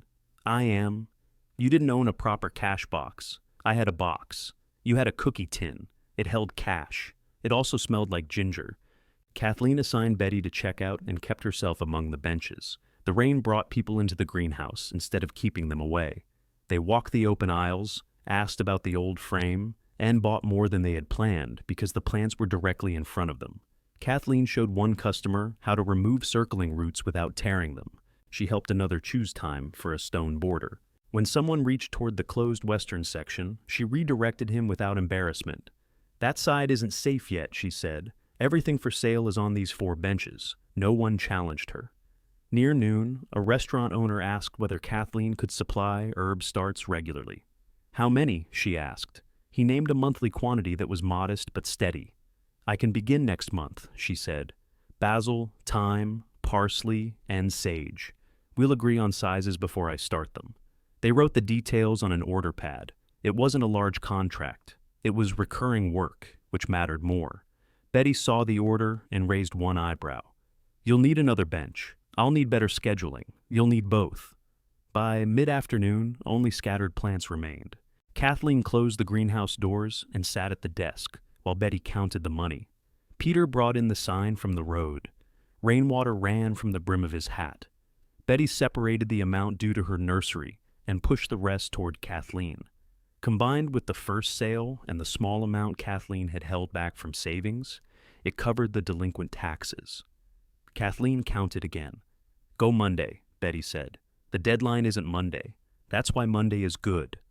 Kathleen placed the money in an envelope and wrote the parcel reference across the front. She slept badly Sunday night. Every expense she had postponed came to mind. The cottage roof, the unsafe wiring, the final month's rent. Her car needed tires before winter. Paying the taxes would leave almost no cushion. At 7 Monday morning, she drove into Mountain View. At the county office, she gave the clerk the parcel reference and the envelope. The clerk checked the balance, counted the payment, and stamped a receipt. That clears the delinquency, she said. Kathleen held the receipt by its edges. Nothing remains past due, nothing on this parcel.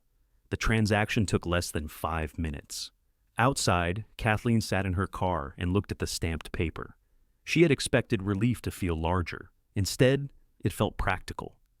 The county would not take the property while she was waiting to learn what the gate protected. She slipped the receipt into the photograph folder and returned to Persimmon Gap Road. Peter had repaired the office step while she was gone. He saw the paper in her hand and understood. Done? Done. He nodded toward the greenhouse. Then, we can stop growing for the county. Kathleen pinned the receipt inside the desk drawer beneath the list of survey questions. The tax payment changed her next decisions. She no longer needed to force every tray into a quick sale. She ordered apple rootstock for later grafting, but only enough to practice and test the propagation room. She set aside one bench for plants Norman had favored, including the varieties named on his dead labels. Those would not be sold until she understood why he had chosen them. She also called the utility company about separate service for the cottage. The inspection appointment would cost money she didn't yet have, but the call put her name on the schedule. On Tuesday, she and Peter cleared the last brush around the gate. The full width of the structure emerged. Its posts were sunk into concrete. A small metal plate had been welded near the latch, and faint green paint remained on its edge. Peter cleaned the brass lock cover with a soft brush. The keyway matched the size and shape of Norman's key, but Kathleen still didn't insert it. Tomorrow, she said. The survey isn't until tomorrow afternoon. Then, after tomorrow. A car slowed on the road above. Samantha's silver car stopped beside the greenhouse sign. She didn't drive down at first. She sat behind the windshield, looking at the 4 working benches, the new hose line, and the customer's order board mounted beside the office door. Kathleen continued brushing soil from the gatepost. Samantha finally came down the drive and parked. She held no check this time. "I heard you paid the taxes," she said. Kathleen straightened. "Yes." "With greenhouse sales?" "Yes." Samantha looked toward the open desk drawer. The stamped receipt was partly visible beneath the survey questions. "So you don't need a buyer now. I never needed yours." Samantha walked to the edge of the shade house. Bright ribbons marked the exposed fence line. Clean tools waited beside the disinfectant pan. The survey date was written on the office calendar, where anyone standing at the door could see it. "You've planned all this around getting through that gate," she said. "I've planned it around keeping the property." Samantha photographed the fence ribbons, the brass lock, and the clean tool sign. Kathleen didn't stop her. Everything in view was orderly, lawful, and on the side of the gate nobody disputed. Samantha put the phone away. "This is going to affect Jacob," she said. "That doesn't make it his." Samantha left without another offer. From the road, she could now see exactly what Kathleen had built, exactly when the boundary would be examined, and exactly which locked gate stood between the Morris family and whatever Norman had kept out of sight. The first call came before breakfast. The owner of the feed store spoke carefully. Samantha had visited after closing and said the Morris property was under an estate dispute. He didn't want to be caught between family members, so he had taken down Kathleen's seedling sign. "I'm not asking you to choose sides," Kathleen said. "I know. I just can't advertise sales from a place somebody says might not be yours. The greenhouse is mine. Nobody disputes that." That's not how she explained it. Kathleen looked through the office window. The greenhouse sign was leaning against the steps. Someone had returned it before she woke. "I understand," she said. She didn't, but the man had a business to protect. Arguing would make Samantha's warning sound more credible. The second call came from the restaurant owner. He wanted to delay the monthly herb order until the property question was resolved. "I don't want to put money into plants you might not be able to deliver," he said. "I can grow your order entirely inside the existing greenhouse. I heard there could be a court case. There isn't one. Call me when everything's clear." He was apologetic. The order still disappeared. Kathleen crossed his name from the production board. She erased the basil quantities she had planned and stood looking at the empty space. Samantha had found the soft part of a new business. It wasn't the frame or the water line. It was other people's willingness to depend on it. Peter came in carrying the morning's mail from the roadside box. He saw the return sign and the erased order. "What happened?" Kathleen told him. He set the mail on the desk. "Want me to speak to the feed store?" "No. Norman bought there for years. This isn't Norman's business now. That seems to be the problem." Kathleen opened the greenhouse and checked the benches. The plants still needed water, whether customers trusted her or not. At 9, the licensed surveyor called. "I received a message from someone representing Jacob Morris," he said. "They described a disputed estate boundary. Can you still perform the survey?" "Yes." "I established the recorded boundary. I don't decide inheritance disputes. The will gives me the recorded parcel you're surveying. That will be relevant to your lawyer. My job is to follow the description and test the physical evidence. Do you need Jacob's permission?" "Not to survey your parcel. I may need sight lines along the adjoining land. If access is denied, I'll work from what's available and note the limitation." "Will that make the result less certain?" "It could. I won't know until I see the markers." Kathleen pressed the telephone closer. "Are you coming this afternoon?" "I can. But I want you to understand that a survey may not end the argument. It identifies where the line is. People can still argue about what a will means. The will uses that parcel description. Then give me the recording reference when I arrive." He sounded neither worried nor encouraging. Kathleen liked that. He had one job and intended to do it. "What time?" she asked. "Between 1 and 2. "Keep the appointment." After the call, Peter read the message Samantha had sent to Kathleen's phone. "Please suspend all work near the rear fence until Jacob's inheritance rights are protected. Any damage or entry may become part of a probate challenge." "She says suspend all work near the fence," he said. "We finished clearing it. She doesn't know that. She photographed it yesterday."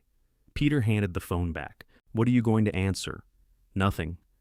Kathleen placed clean flags, the recorded description reference, and the tax receipt in a folder for the surveyor. She swept the greenhouse aisle.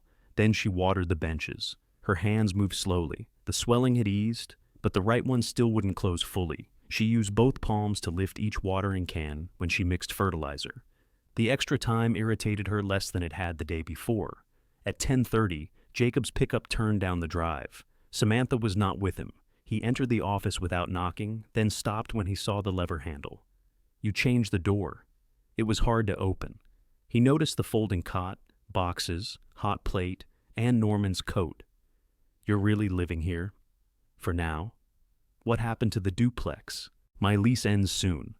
"You gave it up?" "Yes." Jacob stared at her. He had expected the greenhouse to remain a project she could abandon. The boxes told him she had removed that exit herself. "Samantha called the surveyor," he said. "I know. She also spoke to the feed store. I know that too. I told her she shouldn't have done that." "What did you do after you told her?" "She's scared. That isn't what I asked." Jacob walked to the greenhouse door. The 4 benches were visible from where he stood. "I didn't know the store was this bad until last week. You told me it was bad. It's close to closing." Kathleen waited. "We put our savings into it," he continued. "We took money against the house we were living in before Grandpa died. The farmhouse was supposed to give us breathing room. You inherited the farmhouse and accounts. The accounts aren't as large as Samantha expected." Kathleen heard Norman in that sentence. Not his voice, but his refusal to become the amount somebody had estimated. "Did you know she expected more?" Kathleen asked. "Not exactly. You knew she expected the house sale. I knew it was part of the plan. Dad was still using the house. We weren't going to sell it while he was alive. You changed the locks while he was alive." Jacob looked down. Kathleen let the silence remain. She didn't soften it for him. Finally, he said, "If the gate is inside your parcel, would you divide the property?" "Divide it how?" "You keep the greenhouse and cottage. We take the land behind the fence. You don't know what's there. Neither do you." "Then why do you want it?" "Because Betty came with sterilized tools, and Samantha says a buyer raised his offer after seeing the fence." Kathleen looked toward the gate. "The buyer doesn't know what's there either. He knows land has value. You aren't asking for land. You're asking me to promise you whatever Dad protected before I'm allowed to understand it. I'm asking you to help us. Ask plainly." Jacob's jaw tightened. "Fine. If that back section is yours and it's worth money, give us enough of it to keep the store open." There was no easy answer hiding inside the sentence. Kathleen could say the store was Samantha's problem. It wasn't entirely. Jacob had tied his money and home to it. If the business failed, he would carry the loss too. She could also promise part of an unknown property to keep him close. That was what he expected because it was what she had taught him to expect. "What would enough mean?" she asked. "We don't know until we know the value, so there's no limit. We could agree on a percentage." "No." His face changed. "You didn't even think about it." "I've been thinking about it since you told me the store was in trouble. Then you chose this place over your son." Kathleen felt the old urge to reach for him, not physically. She wanted to find the sentence that would let him leave, believing she had refused only because circumstances forced her. She didn't use it. "I chose not to give away something I haven't seen," she said. "If you need help, show me the business accounts after the survey. Ask for a specific amount and tell me what changes so you don't need it again." "Samantha won't show you the books. Then she isn't asking for help. She's asking for property. You know she doesn't like people judging how she runs the store. I worked there without pay. I sorted receipts. I guaranteed nothing, but I cleaned up enough to know questions are not judgment." Jacob paced once across the office. "This is why she says you've never respected her." Kathleen looked at him. "Did she respect me when she packed my clothes? That's not the same thing. No, my belongings were worth less." He turned toward the door. "Jacob." He stopped but didn't face her. "You may attend the survey," Kathleen said. "You may ask questions. You may bring the farmhouse parcel description if you think it matters. But you do not decide in advance that the answer belongs to you." He looked back then. His eyes were wet, and he was angry that they were. "If Samantha files a probate challenge, it could delay everything," he said. "The farmhouse, the accounts, your plans, all of it. Is that what you want? I want you to agree before it gets there. That wasn't my question." He wiped one eye with the heel of his hand. "I don't know what I want anymore." "That's more honest." He left without saying goodbye. Peter had remained near the well enclosure throughout the conversation. He returned only after the pickup reached the road. Kathleen was standing over the production board. "You all right?" he asked. "No." He waited. "I lost the restaurant order," she said. "The feed store took down my sign." My son thinks I'm choosing dirt over him, and this afternoon may prove I've spent nearly everything to protect the wrong side of a fence. You want to cancel? Kathleen picked up the green key. No. Peter rested his forearms on the doorframe. If the line puts the gate outside your parcel, we stop. Yes. And if it puts the gate inside, we still don't know what's alive. That's not what I asked. Kathleen looked at the clean tool sign, the disinfectant pan, and the locked gate beyond the ruined shade house. If it's mine, I open it properly. I let Betty inspect before I cut or sell anything. I protect whatever is healthy, and I destroy whatever isn't. That could cost more than you have. I know. It could leave you with trees you can't sell this year. I know. Jacob may not come back. Kathleen's thumb moved over the chipped green paint. I know that too. At noon, Samantha arrived with Jacob and a thick envelope. She laid it on the office desk. It wasn't a court order. It was a written notice that they intended to ask the probate court to review the boundary and stop any transfer, sale, or alteration of the disputed ground. You can avoid this, Samantha said. Agree to divide anything beyond the fence. Kathleen left the envelope unopened. No. You're willing to put the entire estate through a challenge? You're the one threatening it. Because you won't be reasonable. Kathleen opened the office drawer and placed the tax receipt, parcel reference, and survey questions inside her folder. Her hand trembled, so she used both hands. I won't cross the gate unless the evidence puts it inside my property, she said. If it does, I won't bargain away Dad's work before I understand it. Samantha looked toward the road. A white survey vehicle had turned onto Persimmon Gap Road. Kathleen picked up the folder and Norman's green key. Whatever the key opened would now have a price before she ever used it. She walked outside to meet that price. The surveyor parked beside the greenhouse sign and stepped out with a tripod, a reflector pole, and a hard plastic case. He wore mud-colored work clothes and looked at the people waiting near the office. Who hired me? He asked. Kathleen raised her hand. I did. Who owns the adjoining parcel? Jacob answered. I do. And you are? Samantha Morris, his wife. The surveyor nodded toward Peter. Access holder, Peter said. Informal. My B-yard is beyond the ridge. That may matter to access, but not to the recorded boundary I'm here to locate. Peter moved aside. Kathleen gave the surveyor the folder. He checked the parcel reference against the description on his tablet. Samantha placed her thick envelope on top of Kathleen's papers. Our lawyer says the rear land may be part of Jacob's inheritance, she said. The surveyor did not open the envelope. Is that a court order stopping field work? It's notice of a probate challenge. That isn't my field. I mark recorded boundaries. Kathleen took the envelope back and held it at her side. Jacob handed over the farmhouse parcel description. Can you compare both? Yes. Will you tell us who inherited what? Samantha asked. No. I can tell you where each recorded parcel lies. Your probate lawyer can argue about the will. Samantha crossed her arms. Then this doesn't decide anything. It decides what I was hired to decide. The surveyor returned both descriptions to his tablet and began at the road. The first reference point was a concrete marker near the drainage ditch. Kathleen had driven past it for years without noticing. It looked like a broken fence post under a patch of grass. The surveyor set up his tripod and sighted downhill. He asked Peter to move his truck, then sent him farther back when the hive box still blocked part of the line. For the next hour, nobody had much to say.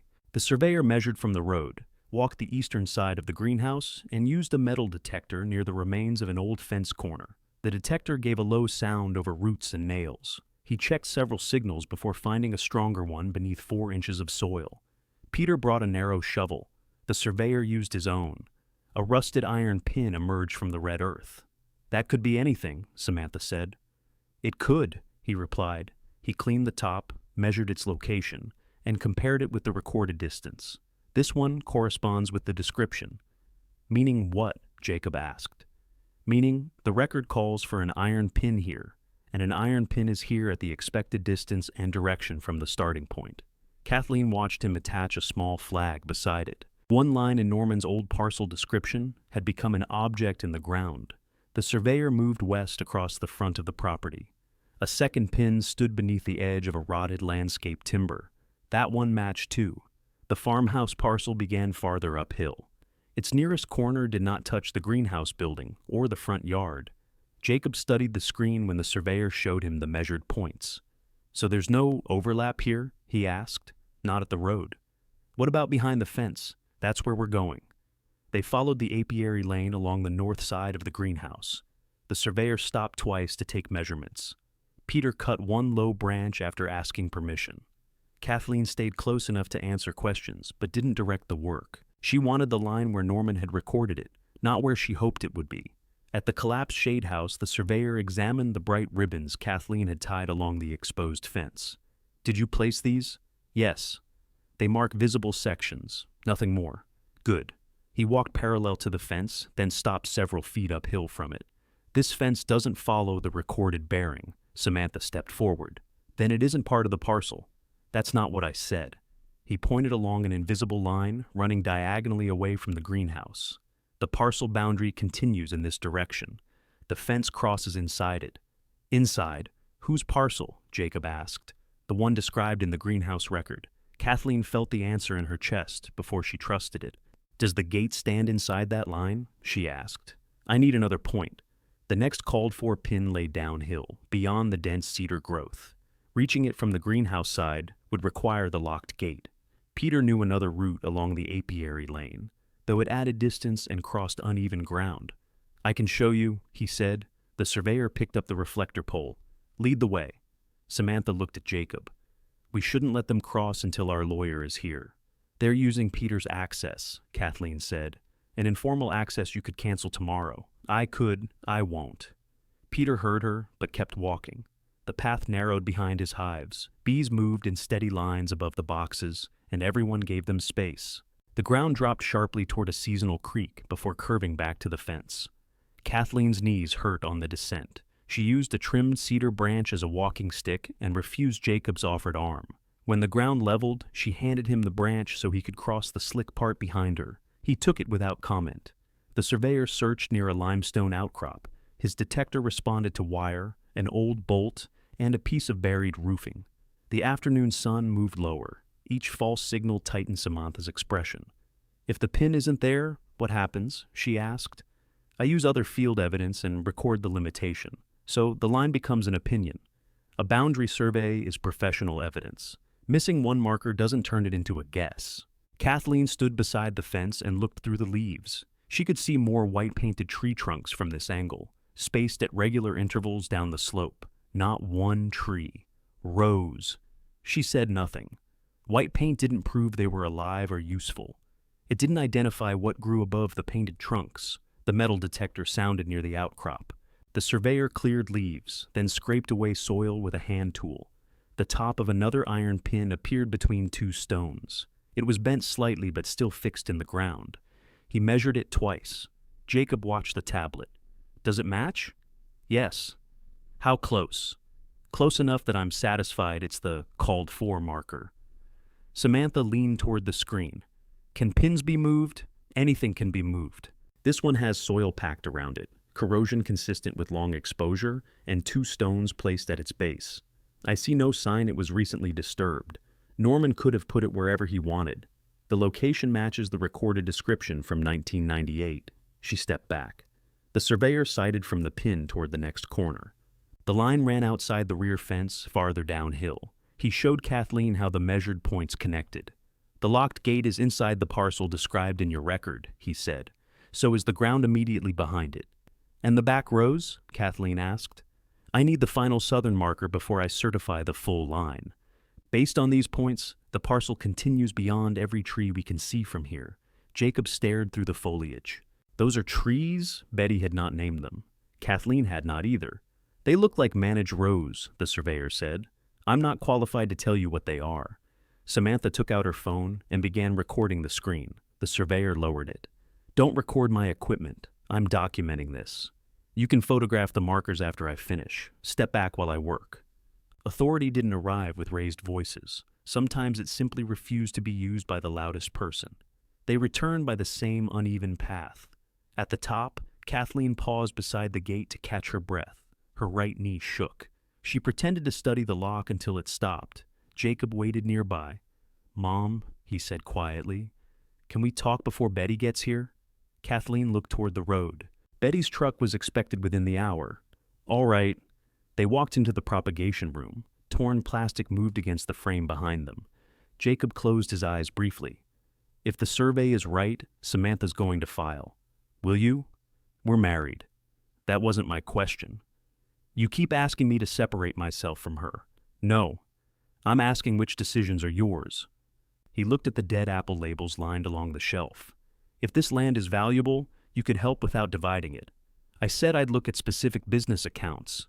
She doesn't want you inside our finances. She wants me inside my property. Jacob picked up one of the dead pots and set it down again. Her lawyer thinks we could argue Grandpa meant only the greenhouse operation, not separate land behind a fence. The recorded parcel includes both. That's what the surveyor says. That's what Dad recorded. I know. Kathleen heard the defeat in his voice, but not acceptance. What are you asking now? She said. Wait to open the gate. Give me a few days to get Samantha calmer. The surveyor needs access to the last marker. He can come back. He's here once. Then don't bring Betty through. Don't turn it into some public reveal. There are 5 people here, Jacob. You know what I mean. Samantha feels humiliated. Kathleen looked at him for a moment. She called my customers. I told you I didn't agree with that. Did you ask her to correct it? No. Did you call the feed store? No. Then you protected her from the cost of what she did. Jacob sat on the edge of a bench. What do you want? An apology in the newspaper? No. Kathleen could have asked him to call every customer while Samantha listened. She could have shown the threatening notice to the feed store and explained that Samantha had created the dispute she warned them about. It might restore the sign. It would also turn the nursery's first weeks into a public family argument. I'm not going to use this place to embarrass either of you, she said. But I won't hide evidence to prevent embarrassment. If there's money back there, this changes everything. It changes what we know. What you do with that is still yours. Jacob looked toward the gate. And if there's nothing? Then I still have a greenhouse, a tax receipt, and 4 benches. He gave a tired, bitter laugh. You really don't need me. The sentence hurt because it named the wrong thing. I need you to be my son, Kathleen said. I don't need you to control the price of being one. Jacob stood. Whatever happened at the gate would now sit between them. If the land held value, he would remember that Kathleen had refused to promise it. If it held nothing, she would remember what he had asked before knowing. There was no survey line that could make that smaller. Outside, Peter had finished brushing mud from the disinfectant pan. The surveyor organized his notes beside the office. Samantha stood near her car, speaking sharply into her phone. Betty's truck came down the drive. She parked near the greenhouse and unloaded clean rubber boots, sealed tools, sample bags, and a roll of fresh labels. Samantha ended her call. Our lawyer says nobody should enter until the probate issue is reviewed. The surveyor looked at Kathleen. I need access to locate the final marker. Whether you open the gate is your decision. The easier choice was delay. It would cost the survey deposit, leave the boundary unfinished, and give Samantha time to make the uncertainty sound larger than the evidence. It might preserve the appearance of peace with Jacob for a few more days. Kathleen carried the disinfectant pan to the gate. Everyone who enters cleans their boots, she said. Nobody cuts, grafts, or removes anything unless Betty approves it. Peter stays with the surveyor. Jacob and Samantha may observe if they follow the same rules. Samantha stared at her. You're letting us in? I'm not using the gate to punish you. Kathleen placed Norman's green key on top of the locked gatepost. The tested iron pins had put the gate inside the single parcel he left her. Opening it would make that fact visible, and no relationship there would return to what it had been before.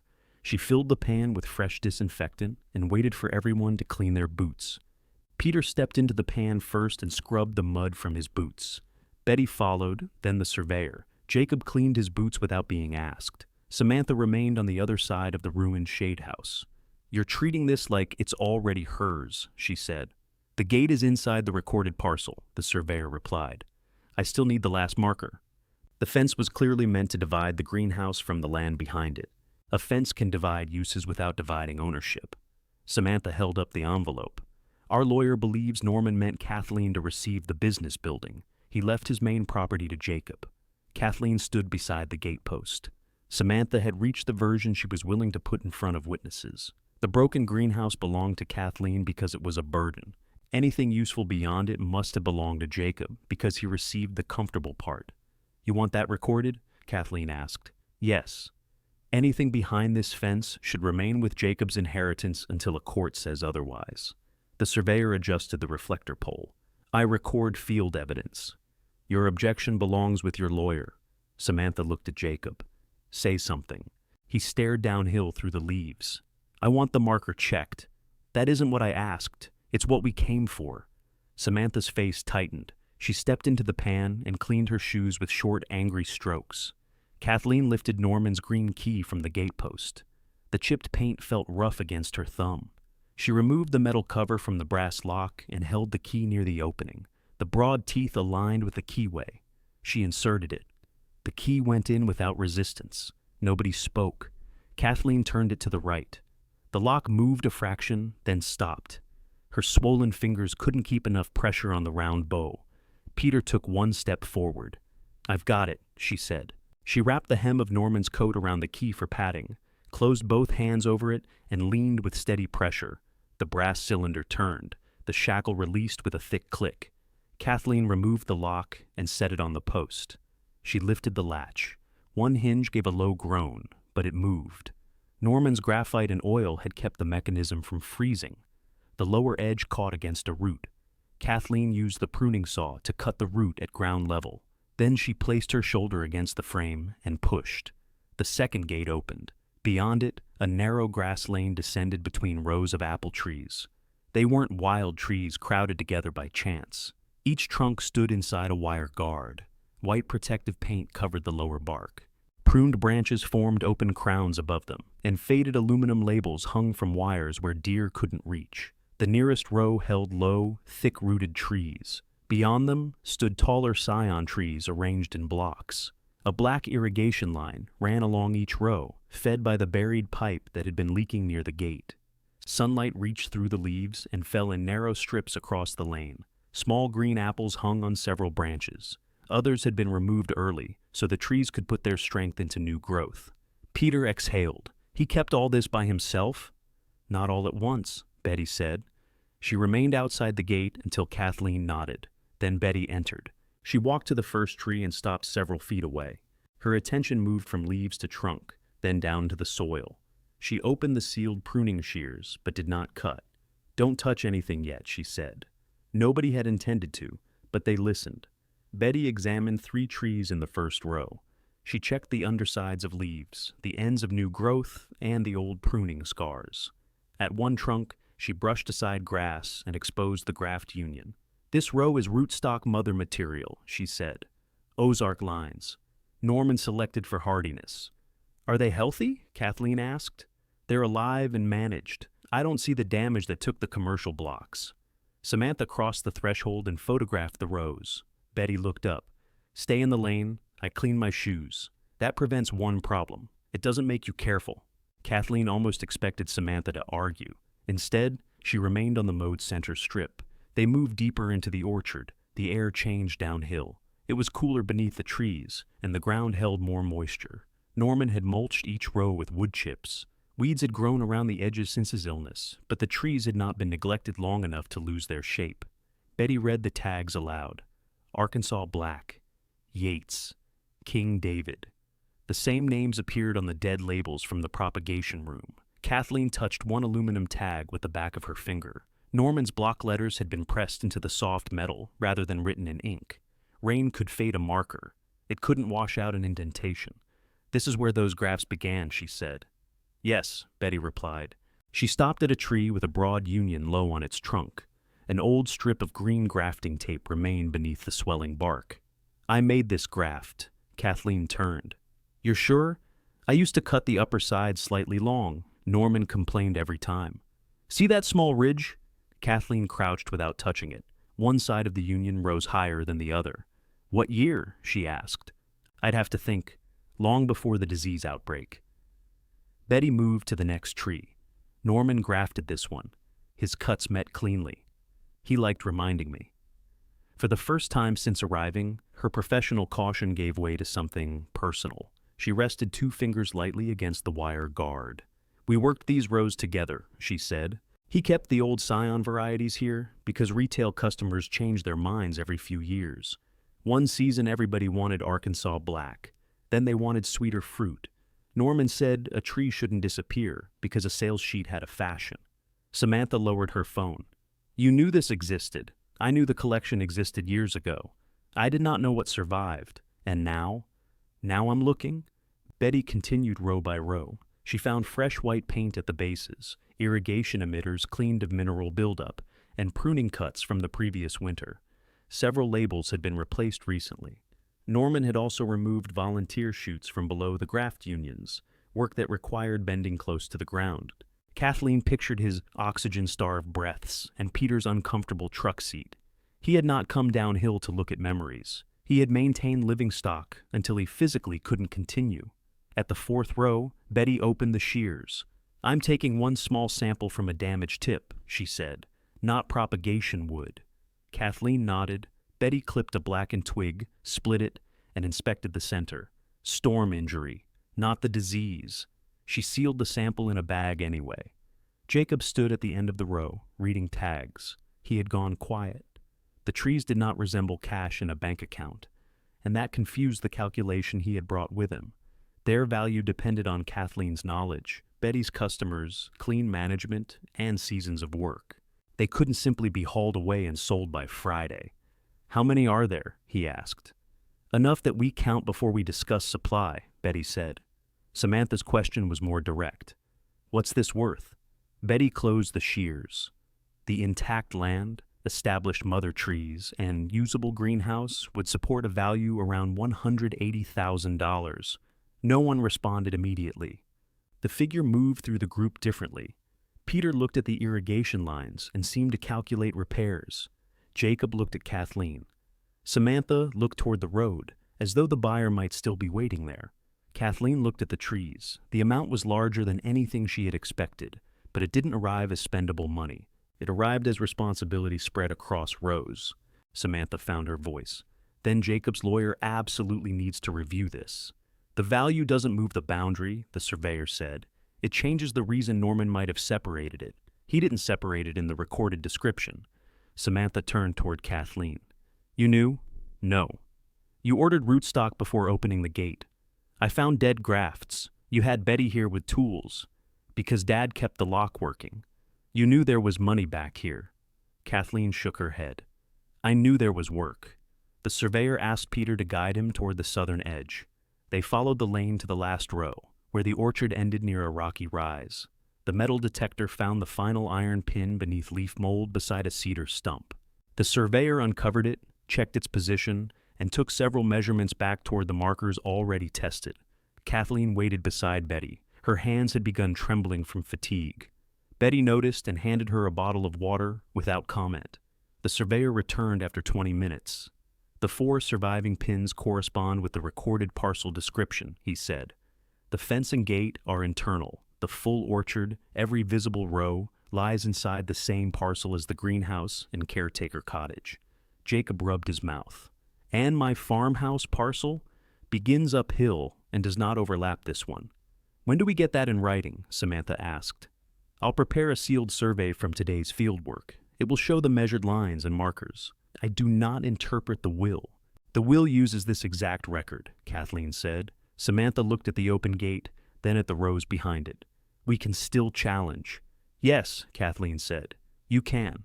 There was no threat in her answer. Samantha had expected either fear or triumph. Kathleen gave her neither. Betty took an order pad from her truck folder. My nursery needs clean scion wood and selected rootstock over several seasons. I'm prepared to enter a supply agreement with Kathleen, contingent on the sealed survey confirming ownership and our first full health inspection. How many seasons? Kathleen asked. 3 to begin. Renewed annually after that if both sides agree. Minimum quantities? Betty named them. Kathleen asked about price by usable cutting, responsibility for sanitation, inspection dates, and losses from weather. Betty answered each question and wrote the main terms in ordinary language. Samantha listened from the lane. The orchard's value was no longer a rumor she could contain by calling a feed store. An outside nursery was willing to commit money because the trees themselves had survived. Jacob looked at his mother as she negotiated. He had seen her do this work years before, but he had filed it somewhere beneath family errands and unpaid help. Now Betty waited for Kathleen's judgment before writing each line. What about access? Betty asked. Scheduled visits, Kathleen said. Clean footwear and tools every time. No customers pass the gate unless I approve it. Agreed. Peter keeps his apiary lane. Peter glanced at her, but said nothing. Betty wrote that the agreement would activate when the sealed survey confirmed the recorded parcel, and both women signed the full copy. Then she signed the preliminary commitment. She offered Kathleen the pen. Kathleen looked once at Jacob. He understood that her signature would make the orchard a working resource rather than a property waiting to be divided.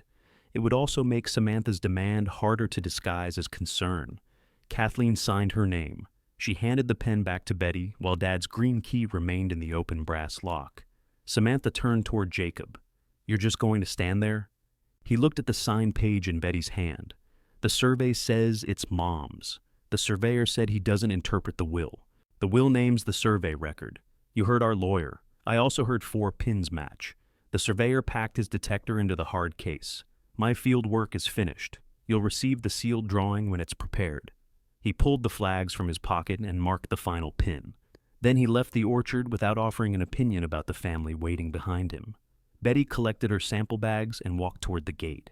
I'll prepare the full agreement, she told Kathleen. Don't harvest grafting wood until we finish the health inspection. I won't. Repair the leak before you add water to these rows. The trees have managed this long. Flooding roots won't help them. Kathleen nodded. Betty looked at Samantha. Calling customers about an ownership dispute didn't change ownership. It only hurt a new business. I told them the truth as I understood it. You told them the part useful to you. Samantha's jaw tightened. You have a financial interest now. I do. That's why I put it in writing. Betty picked up the disinfectant brush and cleaned her boots before stepping through the gate. She left with the same quiet care she had brought in. Samantha waited until Betty's truck reached the road. This isn't over, she said. Kathleen removed the green key from the lock. The gate closes when I'm not here. You don't enter without permission. I'm family. So is Jacob. The rule is the same. You let Peter come and go. Peter has a work arrangement and apiary access. He calls if he needs anything beyond the lane. Samantha looked at the rows one more time. You'd rather trust strangers. Peter isn't a stranger. You know what I mean. Yes, Kathleen said. I do. She closed the gate and locked it from the greenhouse side. Samantha remained outside with Jacob. Kathleen didn't ask them to stay. The sealed survey arrived 6 days later. Its lines followed Norman's recorded parcel description and enclosed the greenhouse, caretaker cottage, apiary lane, second gate, and full mother orchard. The farmhouse parcel remained separate uphill. Samantha did not file the threatened challenge. Her lawyer had not promised she would win. A challenge would cost money the store didn't have, and the recorded description left little room for the version she had repeated. She never admitted that. She told Jacob they were choosing not to waste time. Kathleen knew the difference between surrender and accountability. She accepted the first because it protected the orchard. She didn't pretend it was the second. She took a copy of the sealed survey to the feed store. She did not bring Samantha's envelope. The boundary is confirmed, she said. The owner read the first page and returned it. You can put your sign back. Thank you. I'm sorry I got involved. You were given incomplete information. Kathleen placed the seedling sign near the entrance on her way out. That access returned. The restaurant order did not. When she called, the owner had already committed to another supplier for the season. He said they could speak again the following spring. Kathleen wrote the lost order into her production notebook. She didn't erase it as though it had never existed. Betty returned with the full supply agreement and spent most of a day inspecting the trees. She counted the mother stock, marked damaged limbs, and identified which rows could provide grafting wood without weakening them. The contract covered 3 seasons. Betty's nursery would purchase minimum quantities from approved trees, with higher payments for difficult varieties. Kathleen would maintain sanitation, identity tags, irrigation, and restricted access. Either woman could stop harvest from a tree that showed disease or stress. Kathleen read every page at the office desk. You used ordinary words, she said. I wanted us both to understand it. The weather loss section favors you. It protects me from paying for wood you can't deliver. It gives you too much room to reduce the order. Betty changed the sentence. They signed after lunch. The first scheduled payment covered the orchard assessment, propagation preparation, and a deposit for the coming season. It wasn't enough to rebuild everything. It was enough to repair the broken irrigation branch and begin making the caretaker cottage safe. Peter refused payment for clearing the apiary lane. He accepted payment for the orchard plumbing after Kathleen separated the two jobs on paper. "You're making this complicated," he said. "I'm making it clear.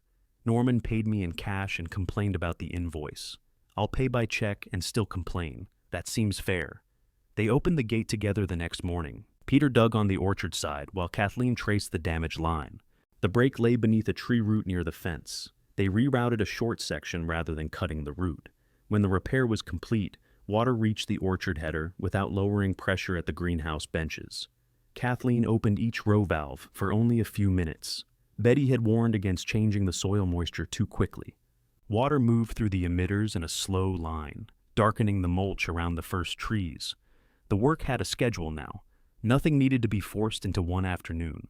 2 days later, Jacob arrived with the long extension ladder tied to his truck. 4 cardboard boxes sat beneath it. Kathleen met him near the office. "What's in those?" "Your things from the farmhouse."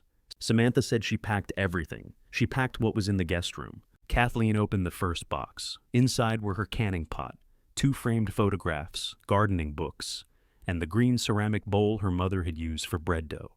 The second held winter clothes stored in an upstairs closet. The third contained hand tools from the barn, with Kathleen's initials burned into the handles. The fourth held Norman's personal gardening aprons and a stack of old nursery catalogs. They were part of the farmhouse contents Jacob had inherited, not Kathleen's belongings. "These are yours," she said. "I want you to have them. That needs to be your decision, not something you say because you want the orchard. I'm not asking for the orchard, not today." Jacob looked toward the locked gate. "I'm trying to do one thing without turning it into another thing." Kathleen waited. He took an envelope from his pocket. Inside were her old farmhouse key and a key for the lock Samantha had installed during hospice. "Samantha gave me these to return. The old one doesn't open anything." "I know. And the new one opens your house. It opens Grandpa's house. Your house now." Jacob held the envelope out. "She should have given you one then." "Yes." He swallowed. "I should have made her. Yes." There was no comfort in letting him say less than the truth. Kathleen accepted the envelope. "I'll use the new key once, with you there, to check for anything else that belongs to me. Then I'll return it to you. You can keep it. No? We call before entering each other's property." Jacob nodded slowly. "All right. What does Samantha say?" "That she was protecting the estate. That isn't an apology." "I know. Does she agree not to contact my customers?" "Yes." "Does she agree not to approach buyers about this parcel?" "Yes." "And the gate?" "She won't come here unless invited." Kathleen placed the envelope in the office drawer. "Those are the boundaries. They don't depend on whether she agrees with my reasons." Jacob looked at the cottage. A blue tarp covered the missing chimney cap. Peter had braced the porch, but the dropped corner still needed lifting. "What's the ladder for?" Kathleen asked. "The cottage roof." "Who asked you to work on it?" "No one." "Then ask." He almost smiled, then realized she meant it. "Can I help repair the cottage roof?" Kathleen considered him. One return load did not repair the hospice days. A key in an envelope did not put her beside Norman during the hours Samantha had kept her outside. "What do you expect in return?" she asked. "Nothing. Not ownership, not a percentage. Not first choice if I ever sell. Nothing." "What day can you work regularly?" Jacob looked surprised. "Regularly?" "A roof isn't repaired by feeling sorry on a Thursday. I can do Saturdays. From 8 until noon. Call if you can't come. Peter directs anything structural. You don't enter the orchard unless I invite you." "All right. If Samantha objects, I still come." That was the first useful answer he had given, without looking toward her for a softer one. They went to the farmhouse the following morning. Samantha waited in the kitchen while Jacob walked through the rooms with Kathleen. Kathleen recovered 2 coats, a sewing basket, her father's recipe box, and a set of pruning reference books she had bought herself. She left the furniture, Norman's dishes, and everything the will had passed to Jacob. In the hallway, Samantha held out her palm for the new key. Kathleen gave it to Jacob instead. "Our properties are separate," Kathleen said. "So are our businesses. You don't call my customers, offer my land, or come through the gate." Samantha took the key from Jacob. "I said I wouldn't. I needed to say it to you. I did what I thought was necessary, and now you know what's necessary here." Samantha gave one short nod. It was not remorse. It was acceptance of a boundary she could no longer move. On Saturday, Jacob arrived at 7:50 with work gloves, roofing screws, and the extension ladder. Kathleen unlocked the tool cabinet but didn't hand him the greenhouse key. Peter showed him where the cottage roof had separated near the chimney. Jacob listened, carried materials, and climbed only after Peter secured the ladder. By noon, the roof section was closed against rain. Jacob came down tired and dirty. He did not mention the orchard, the store, or what his work ought to earn. Kathleen wrote the next repair day on the office calendar. She still watched to see whether he would come. He came the next Saturday. Rain had softened the yard, so Jacob called before leaving home to ask whether the repair day was still on. Kathleen told him the porch work could wait, but the greenhouse needed broken glass removed from the western aisle. He arrived with heavy gloves and plastic bins. Peter showed him how to lift each piece without twisting it against the frame. Jacob listened. He filled 3 bins, swept the concrete, and carried the glass to his truck. At noon, he washed his hands at the greenhouse sink. "Same time next week?" he asked. "If you're coming, I'm coming." Kathleen wrote it on the calendar after he left. She didn't mark the relationship repaired. She marked a workday. The following Saturday, Jacob called at 7:15. "We're clearing the store," he said. "Samantha needs me there." Kathleen waited for the old pattern. The explanation that would make his failure somebody else's fault. "I won't make it today," he continued. "Can I come tomorrow morning?" "Yes, I'm sorry. Tomorrow at 8. He arrived Sunday at 7:55. The store closed at the end of that month. Samantha sold the remaining inventory, ended the lease, and used part of the farmhouse accounts to pay suppliers. There wasn't enough to erase every loss without pain. She and Jacob kept the farmhouse instead of selling it quickly, reduced their expenses, and arranged payments they could meet. Kathleen did not rescue the business. Jacob did not ask again for orchard land.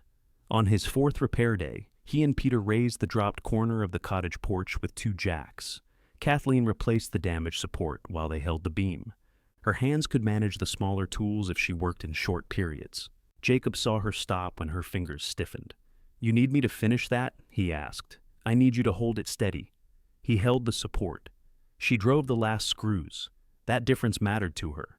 He had offered help without taking over, and she had accepted it without turning the task into proof that she still deserved him. Peter lowered the jacks. The porch settled onto the new support without shifting. "Walk it," he told Kathleen. She crossed from one end to the other. The boards stayed level beneath her feet. "The bad ones still need replacing," she said. Peter nodded toward Jacob. "Next Saturday." Jacob smiled. "I heard her. I'll ask." The cottage took most of the summer. Its wiring passed inspection after the damaged circuits were replaced. The chimney received a new cap. Kathleen repaired the kitchen wall, sealed the windows, and painted the main room a warm cream that made the place feel larger. She kept the green ceramic bread bowl on the kitchen table. Norman's coat hung beside the door. The photograph from the greenhouse stood on a shelf above her horticulture books. When the water heater worked for the first time, Kathleen stood beneath a hot shower until the small room filled with steam. Then she returned to the office, folded the cot, and carried it to storage. She slept in the cottage that night. The refrigerator hummed. Rain tapped the repaired roof. A lamp glowed beside her bed. Kathleen woke once and listened for the office heater before remembering she no longer needed it. The greenhouse changed more slowly. Peter straightened the last bent roof bow he could save. Jacob replaced wire mesh and painted repaired steel with Norman's familiar green. Kathleen expanded production only when water, shade, and customers could support it. She did not fill every bench simply because it stood empty. Betty came for the first scheduled orchard harvest on a clear morning. She and Kathleen cleaned their boots, opened sealed tools, and walked the rows with the agreement on a clipboard. Kathleen chose each tree. Betty cut only the amount listed. Every bundle received a label before they moved to the next variety. At the King David row, Betty examined new growth around an old graft union. "Your father would have taken twice this much," she said. "He would have complained when the tree weakened. He would have blamed the weather." Kathleen held the label while Betty tied it to the bundle. "We'll take more next season if the growth supports it." They finished before noon. Betty loaded the protected bundles into her nursery truck and handed Kathleen the signed harvest record. Peter's hives benefited from the orchard bloom, and the orchard benefited from his bees. He kept the lane trimmed and called before bringing equipment through. Kathleen paid him for greenhouse repairs beyond that arrangement. One afternoon, he found his check beneath a jar of coffee in the office. "You added hours I didn't invoice," he said. "You repaired the west door. That took 20 minutes. You drove for the hinge. That took 15. Kathleen pointed to the check. "Deposit it before I change my mind." Peter placed a jar of honey beside Norman's photograph. "That isn't payment. Good." Local growers began asking how the orchard had remained clean when similar stock had failed. Kathleen gave the same answer each time: controlled access, clean tools, and attention every season. In early autumn, she held a small grafting workshop for adult growers inside the restored propagation room. Betty demonstrated how to select healthy wood. Kathleen showed them how to make a clean cut without crushing the stem. Everyone scrubbed their footwear before entering the orchard. Nobody complained. Jacob attended as a worker, not an owner. He carried benches, cleaned tools, and directed vehicles away from the apiary lane. When one grower asked whether he would inherit the place someday, he looked toward Kathleen before answering. "That isn't mine to plan," he said. Kathleen heard him. She gave no reward beyond the next task. "Bring the label box," she said. He brought it. Samantha did not attend the workshop. She came the following week after calling first. She parked near the office and waited outside until Kathleen finished with a customer. "I brought something," Samantha said. She placed a small envelope on the desk. Inside were the original farmhouse keys she had collected when she changed the locks during hospice. They no longer opened the front door, but Kathleen recognized the worn brass key she had used for years. "I found them in the store safe," Samantha said. "You kept them there?" "I didn't know what else to do with them." "You could have returned them?" "Yes." The word came without an excuse. Kathleen closed the envelope. "I called the feed store," Samantha said. "I told him the greenhouse was never part of Jacob's land. He mentioned it.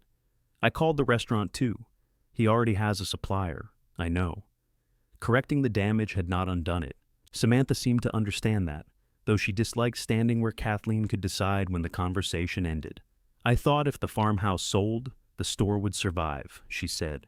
"Then you kept the greenhouse, and I thought you were taking the part that could save us. I couldn't take what Dad left me. I know that now. You knew it might be mine before the survey. You still called customers." Samantha looked toward the open greenhouse. "I wanted you to need the buyer." Kathleen let the admission remain between them. "Are you sorry?" she asked. "Yes." "What will you do differently?" Samantha took a breath.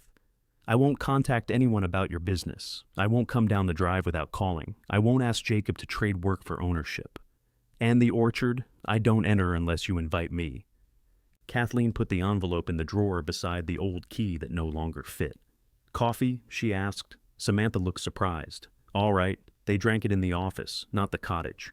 Kathleen spoke about irrigation repairs. Samantha spoke about selling the store inventory. Neither pretended they had returned to the relationship they had before hospice. When Samantha left, she called from the road to say she had forgotten her umbrella. Kathleen brought it to the greenhouse door. She did not tell Samantha to come back unannounced for it. By late autumn, Jacob had completed 12 repair days. He missed 2, called before both, and made up 1 on a Sunday. Kathleen began inviting him through the second gate for specific work. The first time, she handed him the boot brush. "You know the rule." He scrubbed his boots and waited while she unlocked the gate. They replaced 2 damaged tree guards and cleared fallen branches from the Yates row. Jacob touched nothing without asking. When they finished, Kathleen locked the gate behind them. "Do you trust me now?" he asked. "I trust what you did today." He nodded. "Fair enough." The nursery's front area opened 3 mornings a week. Kathleen sold herbs, seasonal seedlings, and a limited number of apple grafts produced from approved stock. She kept the western aisle closed until Peter declared the repaired frame safe. On the first morning, she opened it. She placed Norman's old aprons on hooks beside the propagation room.